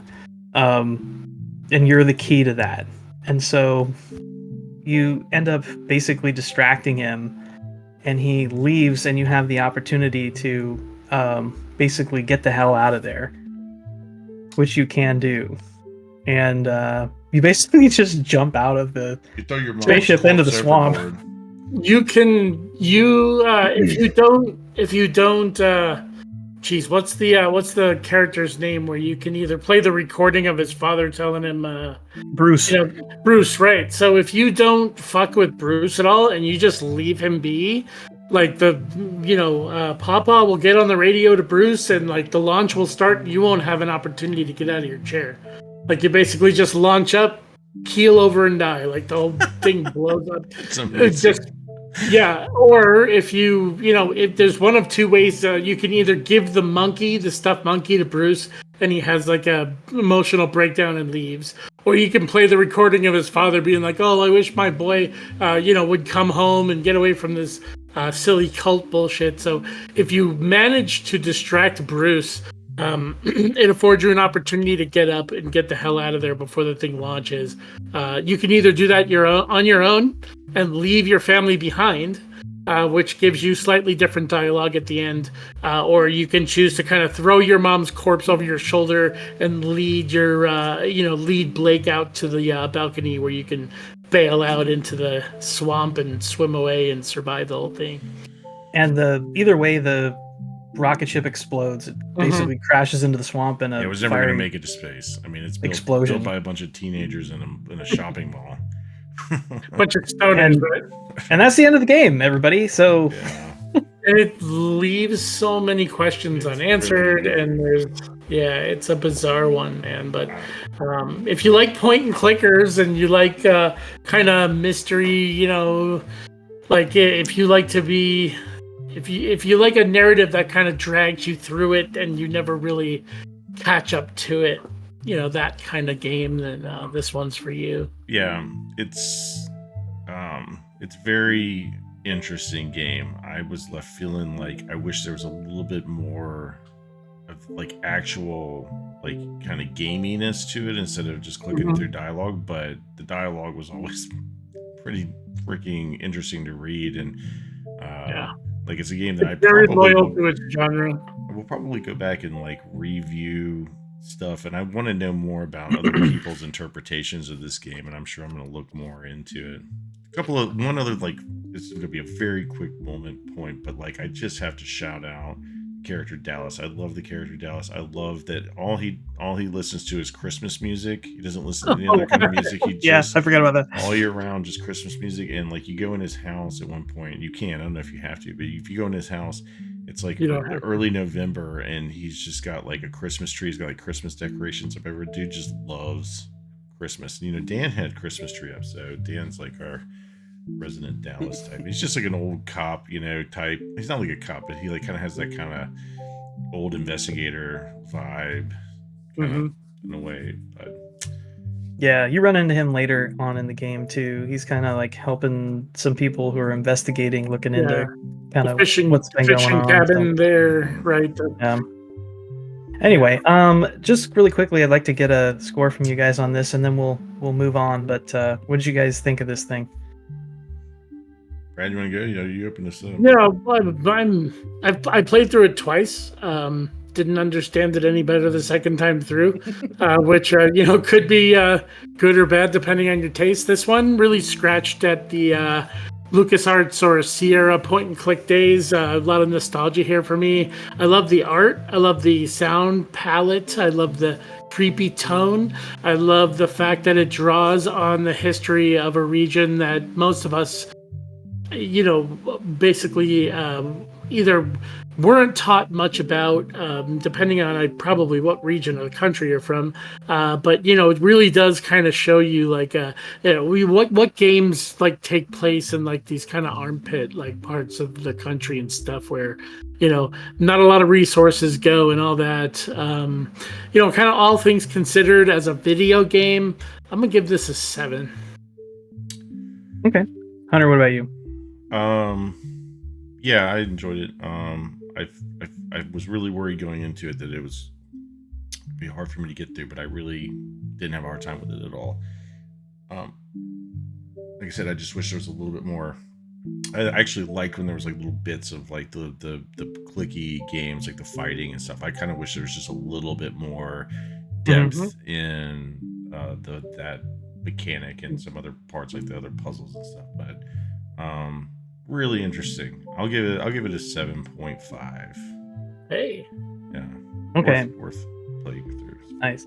And as for me, I don't usually play these kinds of games, and I honestly didn't know that. I knew it was going to be an adventure game, but I didn't know it was so much text. And I thought you would like move your character around like you do in some, but you don't. It's just like an arrow basically that you're moving around most of the time. But this game really stood out to me just in how kind of weird and unexpected the story was, and just all the weird twists and turns, and it just kept me engaged kind of the entire way, to the point where after I finished, I wanted to go back, and I was like, what if I do this, and what if I do that instead? And kind of, it's really nice. It's got a chapter select for cleaning up trophies, and so for getting a platinum, it took like an extra hour to go back and get the things that I didn't do before. I really, really liked it. It was super weird, and I don't really understand a lot of what it was doing either, but just really different and really kind of fresh. For me, it was an 8.5. Hey. I liked it a lot. Right on, man. That's probably about more in line where it got reviewed, so I think people are very high on this game, and I think it's very deserving of like the scores it gets. It's very interesting, and that setting is just something else. I mean, they absolutely it is an interesting game, that's for sure. So, all right, well, that's going to do it for the Indies Nuts discussion. Thank you guys for sticking with all of that, if you did. And Zach, what are we doing for Indies Nuts next month? Thanks for asking. Glad to actually talk again. Yeah, Zach's back. Zach, what are you ranking the game? I'm just kidding. I'm ranking it a TBD. We'll see. I will get around to it. It's just how are you ranking our analysis of this weird game? Y'all were that game seems like it goes all over the place, and I got lost because y'all kept jumping to random moments. Very weird. I think it came out really good, considering the entire time I'm playing this game.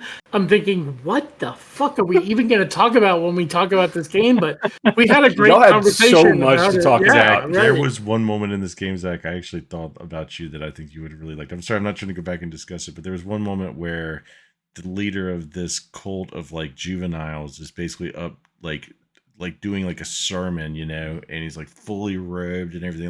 And they all like wore these blue shirts, just like regular blue shirts, and they're like Best Buy blue shirts. it was I like get pissed off about it the was clothing. like such a Monty Python moment because he's up there trying to talk about them leaving Earth and like Jesus Christ and like their mission and stuff. And like as he's up there preaching, like they start like a whole conversation in the middle of it, just being like, "Hey, can we get different shirts? Like we're kind of tired of these blue shirts." And he's like, "The shirts." I thought this was going to be more of a meeting. Yeah, he's like, the shirts are not important. And he's like, well, what if we like switch to a retro? And they're just having this whole conversation. He's like, listen, we have these basic. It's like, I don't like these shoes either. Yeah, we have these basic minimalist clothes because we're supposed to be thinking and devoted to, the cause. And they're like, yeah, but you have those like slick ass robes on. can we all get robes? And he's like, we're not talking about the clothes. Yeah, that does sound like a Monty Python like moment. That's right up my alley. It's so funny. Anyway, sorry. Moving on. Our game for next month is a game I heard about years ago. I have played, but it's been numerous years now. But I'm excited to share it with all you guys. We're bringing in Gorogoa to our Indies Nuts for next month. For those who don't know anything about this game, it is a puzzle game, kind of like another clicker game where you're trying to solve the puzzles of the game as you're going through clicking on it. The neat thing about it is that this game was made entirely by one person, and every single thing was hand drawn. Yeah, that's cool. It's it's a stunning game. The art is fantastic. It's also not super long. It's a good game to just click through. I'm excited. I'm probably going to boot this up on the Switch and play this on my flight tomorrow down to Birmingham. Perfect. Cool. So that kind of brings up where you can play it. So it's available really everywhere. So it's available on your computer. You can get it on Steam. I don't think it's on Game Pass right now, unfortunately. But Steam, Switch, PlayStation, Xbox, iOS, and Android. I will say with Android, though, that if you're on a newer version, they may not have updated the accessibility for it, so you may not be able to play it there. But it is pretty much everywhere else. If you are playing it, I know Steven brought up this point about it to us, which is like, it's a game that really works well with a click and point, and it's kind of weird with Switch controls. I'm going to agree with him on that, but it does work very well with touch controls. So if you use the touch screen on your Switch or on a Steam Deck or wherever you're going to play this, it plays extremely well that way. Cool. Yeah. Well, we look forward to digging into that next month. So thank you, Zach. All right, moving into the final segment. It's time for Hype Off! Let's get hyped! All right, we've got some interesting games coming up for Hype Off in December. We're going to go through this real quick. Hunter, let's start with you. What are you bringing to Hype Off? I'm bringing Warhammer 40k Rogue Trader. This is a game I played a little bit at PAX when we were there. It had a nice little booth. It's a CRPG, kind of top down. It actually feels kind of like tabletop Warhammer, which is cool because they have so many different kind of games. They don't really have that many tabletop ones. The closest one is like maybe the Total War. It honestly kind of reminds me of Baldur's Gate. It's got this really cool drop-in, drop-out co-op, which is fantastic, and like turn-based CRPG. It looks really cool. Hopefully, it's kind of, I think it's made in Unity. Hopefully, it's not like janky or buggy or anything with that. Warhammer games have been killing it lately, so they got a lot of good ones out, and they got another one coming out with Space Marine 2 that looks really cool. So I worry that it's going to be compared a little bit to Baldur's Gate 3 because it's got a lot of similarities to that in terms of dialogue choices and combat and stuff, and there's just no competing with Baldur's Gate 3, as people pointed out, but it looks like it's going to be really fun. Nice. So what do you think it's going to score? Just given that Warhammer games have performed pretty well recently, I'm going to put it in an 83. People are going to be pretty well received. Brad, how about you? 73. What'd you say, 73? 73. 73. All right. What about you, Zach? I think I'm gonna have fun playing this with Hunter. I think we may jump in. I might try and jump in with you. Except you may be doing this with Holden. We'll see. I'm kind of interested in this game too. But I think it's gonna end up somewhere around a 77. Looking at the aesthetic, it's gonna be not for everybody. So I think it's gonna be roughly around like a 77. Okay. I'm giving it an 84. I think that this kind of game speaks to a specific type of gamer, and if you're that kind of gamer, I think it's going to be real hot for you. And I don't think they're going to give it to people to review that aren't into that type of game. So I think it's probably going to come out pretty high. So 84 for me. Zach, what are you bringing to hype off? I got a fun one that we saw some information about. I think it was last year or the year before. We're going for a game called The Day Before. This game looks really pretty, and so far the gameplay is shown makes it feel like kind of a mix of The Last of Us with The Division. Yeah, I was going to say it's like the Day Vision before. Yeah, basically. So yeah, it's gonna play with that. You're going around looting, getting stuff. It'll feel, I think, similar to like DayZ. Yeah, I was. It's good. It does feel a bit like DayZ. I think the graphics look better than DayZ. It looks like it's going to be a lot of fun to jump in and play with friends, see what you can go loot while surviving zombie hordes. I think there's been a good track record in the past few years for good zombie games and good infected games, and I think that this is going to be kind of right up there.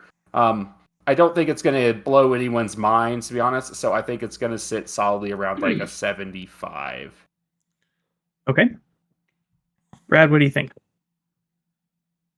I looked it over myself. I'm guessing maybe like a 78. What do you think, Hunter? This game is a tough one. It looks good. I mean, it looks fun when I've looked at it, and I'm like, it's definitely appealing to me. I like the co-op stuff. I'm really kind of tired of games being set in New York, except for Spider-Man. It's the only one that should sit there. But like I said, like it has like a weird development history. And they did just push it back to because it was supposed to be last month. Yeah, and there's been like other things in the past, and it just feels like there's so little buzz around it. I'm like not sure why. I'm bad at this, so I like say this with very little confidence, but I'm gonna give this a 70. 70. Okay. I am giving it a 77. I watched about 15 minutes of gameplay on this thing. This thing just looks super bland to me. It doesn't look like it's doing anything new at all. You're just running around. Even the shooting looks boring to me. They didn't have like any like crazy challenges. It just look like just picking up some loot here and there and just kind of running around. And I don't know. It looks nice. Like I mean, graphically, it's okay, but I don't know. It's sort of mediocre to me. So I'm surprised that you guys scored it lower than you did because you seem more interested than me. I'm giving it a 77. Anyway, Brad, moving on to one of your favorite series. What are you bringing to hype off? Dragon Quest Monsters: The Dark Prince comes out on the 1st of December. Return to a kind of classic Dragon Quest spinoff. Dragon Quest Monsters is fun. A lot of fun. But, you know, it's got all the charm of a Dragon Quest game with kind of like a Pokemon spin on it. You capture monsters and turn them against your enemies and stuff. So should be a blast for me. That being said, you know, just based on some of the gameplay footage I was looking at, looks like they kind of rushed it out the gate. And Dragon Quest doesn't always score so hot, especially on their kind of side series. So I'm going to place Dragon Quest Monsters at a 78. Okay. Fair enough. Zach, what do you think about Dragon Quest Monsters? I mean, I never played it. If there was a Dragon Quest Monsters before, I haven't played it. 2 on Game Boy. Yeah. And DS. There's a lot of Pokemon-esque, like, creature collector games out there now. It's a very saturated market. And even the what we feel like most people consider the cream of the crop, like Pokemon, I don't feel like it scores super high anymore. And I don't think that this is going to reach up anywhere near where Pokemon is, unfortunately. I think Dragon Quest is a cool series. I think it is kind of whimsical. The creatures are fun. But I think we're probably going to hit around 70. I'm going to go just a 75 on this. I think it'll be fun. I don't think it's going to like do much for a lot of people, though. Sure. Makes sense. How about you, Hunter? Looks like a Brad game. A lot of collecting I monsters. will have a lot of fun with this game, but you can fuse it's them. not going to score well. I was going to score it a 78, but I'm going to bump it up 2 points to an 80 because there's a monster called a sugar baddie on it. And I think that's a good name for a monster. I know the one. It's just, yeah, I mean, I don't know, saturated or not. I feel like Dragon Quest usually has charming as hell. It's got the quality and stuff. I like it. I'll give it an 80. Cool. My favorite monster is the Cruel Cumber. Cruel Did Cumber. he have like a toothpick sticking out of him, or is it like one of those? He has a spear. Like it's one of and he's those. like, Oh, it's the spear, right? Like I feel like one of them has like one of those cocktail swords. Like, That was a really a different good one. That was a really good Dragon Quest like bad guy like animation thing you did there with your body, like impersonation. That was amazing. Like, you know, that's like so spot on. Can we just talk about thank Dragon you. Quest Thank you. for another hour? I'm available for parties. Someone buy this man a cucumber suit. All right, so I did a little bit of digging on this thing, and I'm pretty much where Zach's at. I'm going to give it a 75 also. I think for a specific audience, this is going to be fun. A specific audience like Brad. This is a Switch exclusive. It's only coming out on Switch. It looks a little bit simple to me, so I think that maybe people aren't going to dig it quite as much just because it might be a little overly simple. And it looked like in the preview I was watching that they were having some performance issues as well. It was getting bogged down a little bit with the frame rate. So anyway, I think that it's definitely for a certain audience. I don't know that it's going to be for everybody. Brad. And so I'm going with 75. Should be just Dragon Quest Monsters, Brad Edition. Brad Edition, exactly.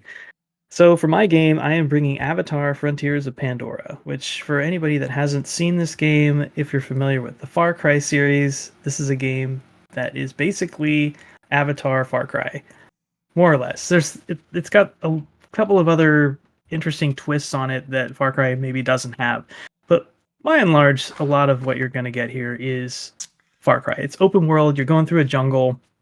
You've got a bow and arrow or different guns, weaponry. It's a first-person shooter.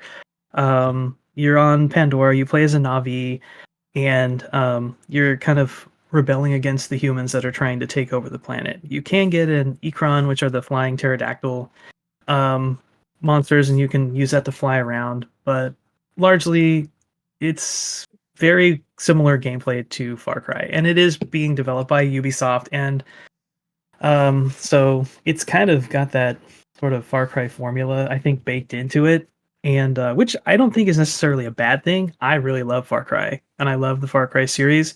It's gotten a little bit stale, I think, but if you love Avatar, I think that this is going to be a good video game, a good Avatar video game. That core gameplay is going to be good, and it's really nice looking. It's a really nice looking game. And I think it's going to appeal to people and fans who are fans of that series. So I gave this game an 82. I'm interested to hear what you guys think. Start with Hunter.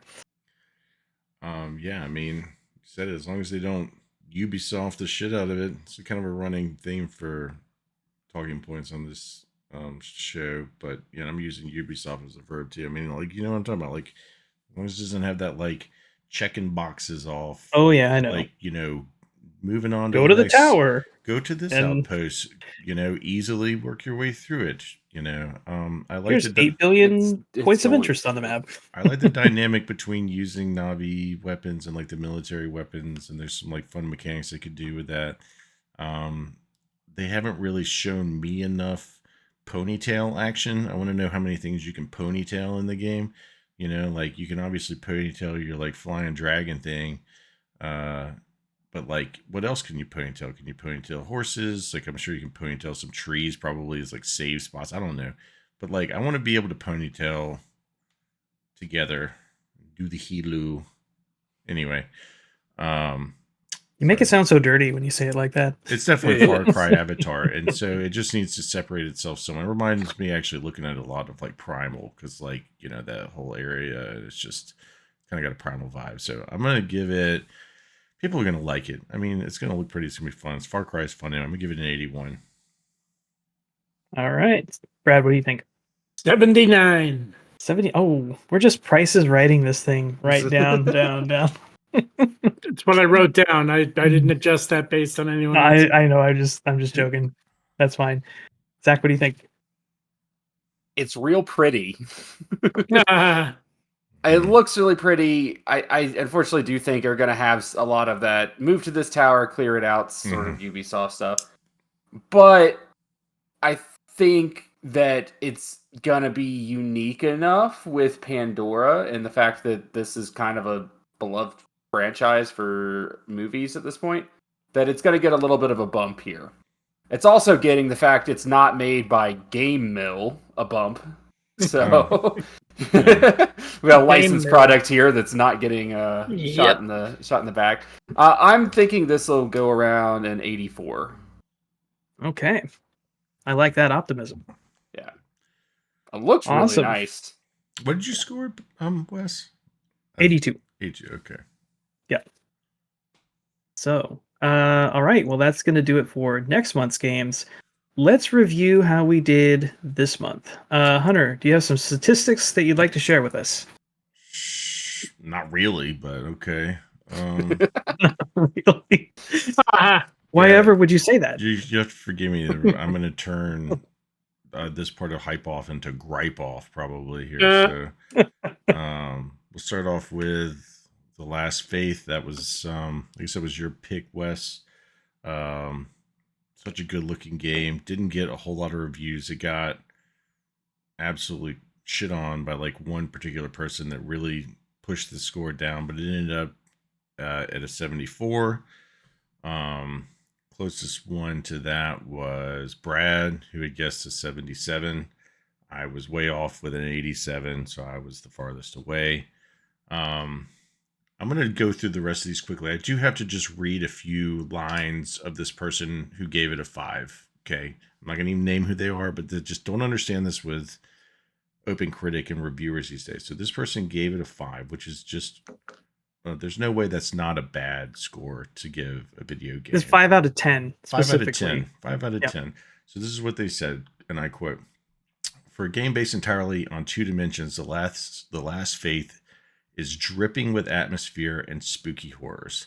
The Last Faith is beautiful from its level design to the sprites. Cutscenes break up the various chapters of gameplay with meticulously animated and chilling gothic illustrations that fit seamlessly into the color bleached backdrops. Each of the weapons I used was carefully designed and each looked just as lethal as the last." And another point they made was, besides the fantastic job of the music of The Last Faith, the sounds of weapons and murder are incredibly satisfying. That's all from a person who gave this game a 5. I just don't... It's almost just like, come click to our website to do this, to like figure out where this score came from. Because it just, looking at this game, like there's no way. Anyway, moving on.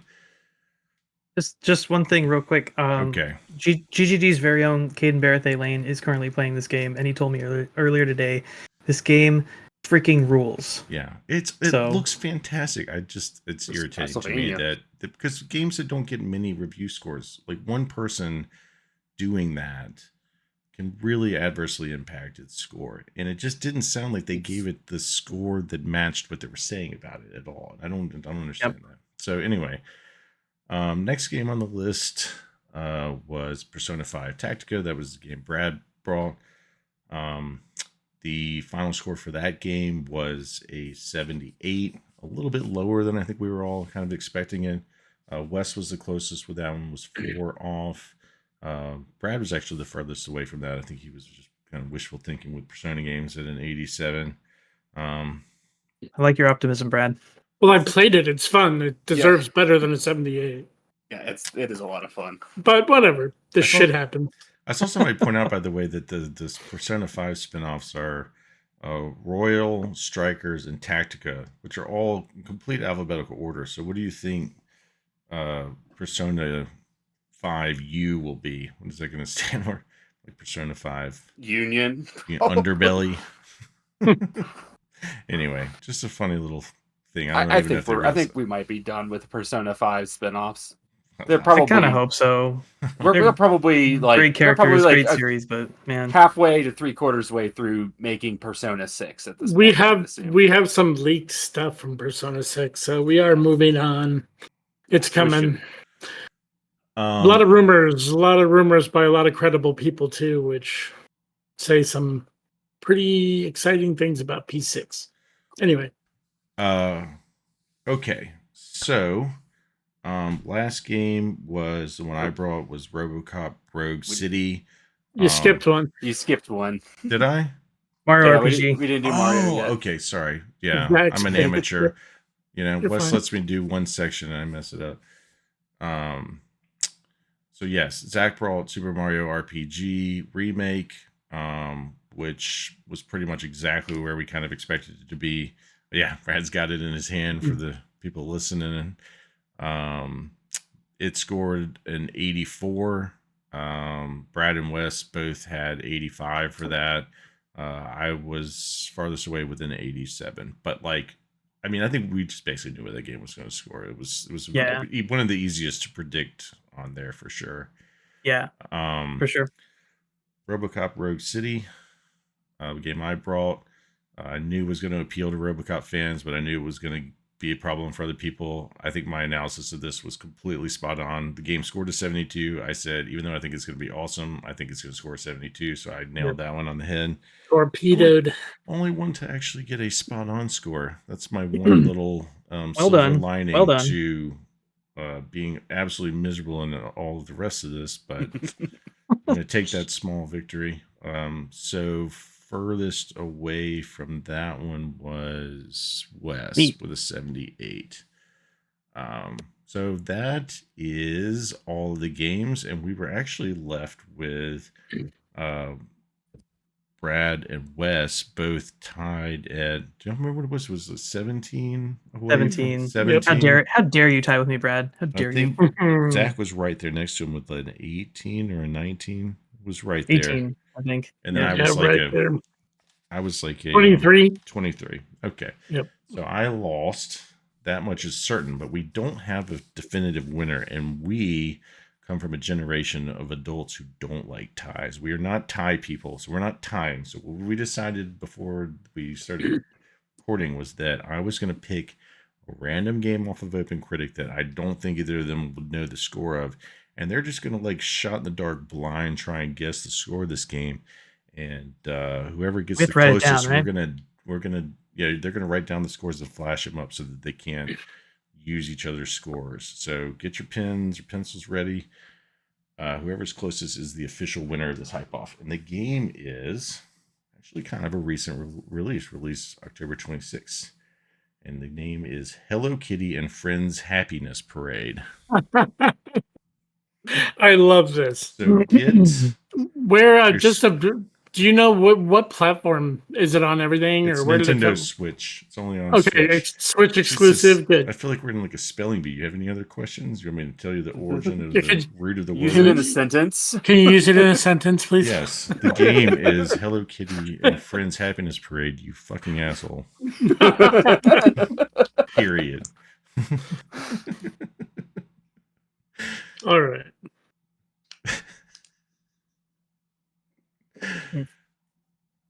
Such a fun pick. I gotta redo this. As soon as I saw it, I was like, that's it. There's nothing. This is like the BB at the horse farm type game, you know? Ready? Sure. Yeah, why not? Okay. All right. Want to reveal? Yeah, let's see the scores. You can do them at the same time. That's backwards. Holy shit. Oh, you guys. What the hell? You guys are absolutely the worst. You know that? I had a number in my head. Can I take it to overtake both of these assholes? We both had 64 for our audio listeners. Yes, and I actually thought that you might end up doing that. So good. All right, we're going. We got to go to double. It's like a game of war where you just keep like matching the same damn card and it just escalates. We'll do that for an hour. Oh my goodness. Y'all were both very close, by the way. The score was 67 for that one. So how about that? I almost went with the comedic 69. I don't think either of you guys will know this one, but So this one is Ghostbusters: Rise of the Ghost Lord. Do any of y'all have any information on that game? I have heard some discussion about the game, but I haven't seen any reviews for it. Just picked it right out of the dark. Just one that was in the list. And that's a multi-platform game? It's on PlayStation 5 and Oculus Rift. Oh. The VR. Yep. Mm-hmm. Okay. I'm ready. Oh, well. Me too. It'll be back. It'll be backwards when I fly. Yeah, mine's just back. We're backwards, people. No, it was right for us. 71. 78. 71 and 78. Okay, our official winner is Mr. Brad Russell. The score was a comedic 69. Nice job. Brad. I should have went for it. Very I could have won both of these with a score of a 69. He got all of 3 reviews. So, well, it still has a score. I cannot believe you guys put the same thing down there. This has been painful for y'all because you basically almost tied one earlier and then you tied this one. It's like you guys have got to start deviating from each other's guesses. That same wavelength here. Yes, so who's the butt of the joke this podcast? Right. Yes, it's becoming a regular thing now. Can't say twice in a row. You just said it the first time. Well, yours was through like a technicality. And then I had a true. I would have actually lost that one had the score counted. All right, that was the most exciting conclusion hype off we've ever had. I think.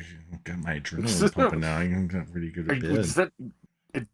Was you beating your chest or feeling your tits? I don't know. I couldn't tell. Maybe a little of both. Okay. Yeah. Don't hold it against them. Together. Sorry for the audio listeners that they couldn't see that. We'll give them an incentive to head to YouTube. On that note, I think we're going to close this podcast down. A little slap hat. So, yeah, thank you guys so much for listening. This has been episode 5 of the GGD Gaiden podcast. It has been very long, but we've had a lot of fun. If you've enjoyed the show, it would be a huge help to us if you would tell your friends. We could use all the listeners we can get, trying to spread the word and just get more people to enjoy this thing. So please tell other people about this if you've enjoyed this. Please like and subscribe to GGD YouTube channel. You can leave us ratings and reviews over on Apple Podcast and Spotify. We also have a Patreon if you're interested in checking that out. Check out Great Game Debate on Patreon.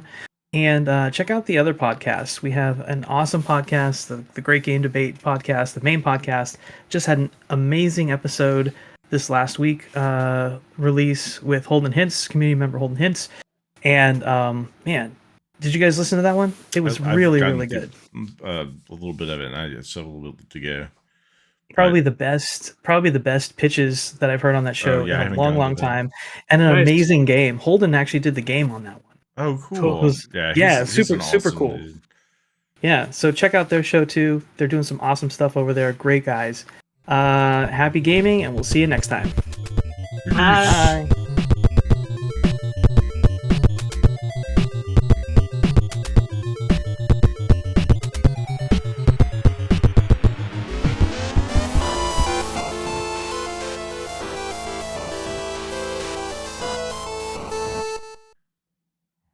Right.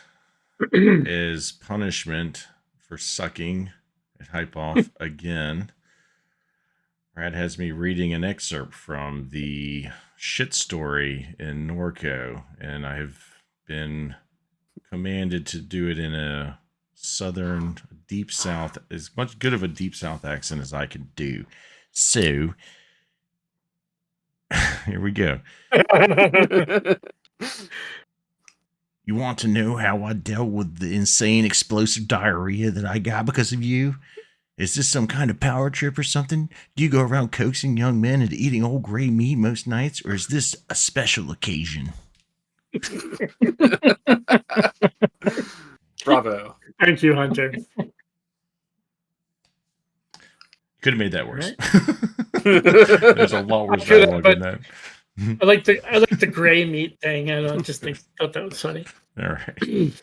Okay, so I've won the extremely exciting tiebreaker hype off this month here. We're in the month of November. Next week is Thanksgiving, so I just wanted to wish our community a happy holidays, whatever it is you celebrate. I hope the season finds you warm and with family and not alone. If you are alone, you could probably reach out to any one of us. I'm certain we'd keep you company. But anyway, don't let yourself get wrapped up in the wild, crazy season either. If you can, man, careful out there on the roads and careful out there in the stores on Black Friday and thereafter. We all know how nutty it gets out there. Just try to stay sane and safe, and I hope you all have fun. And I'm very proud and happy to be part of this community, and I just want everyone to get through it great. And good luck with your Secret Santa picks, too. And farewell.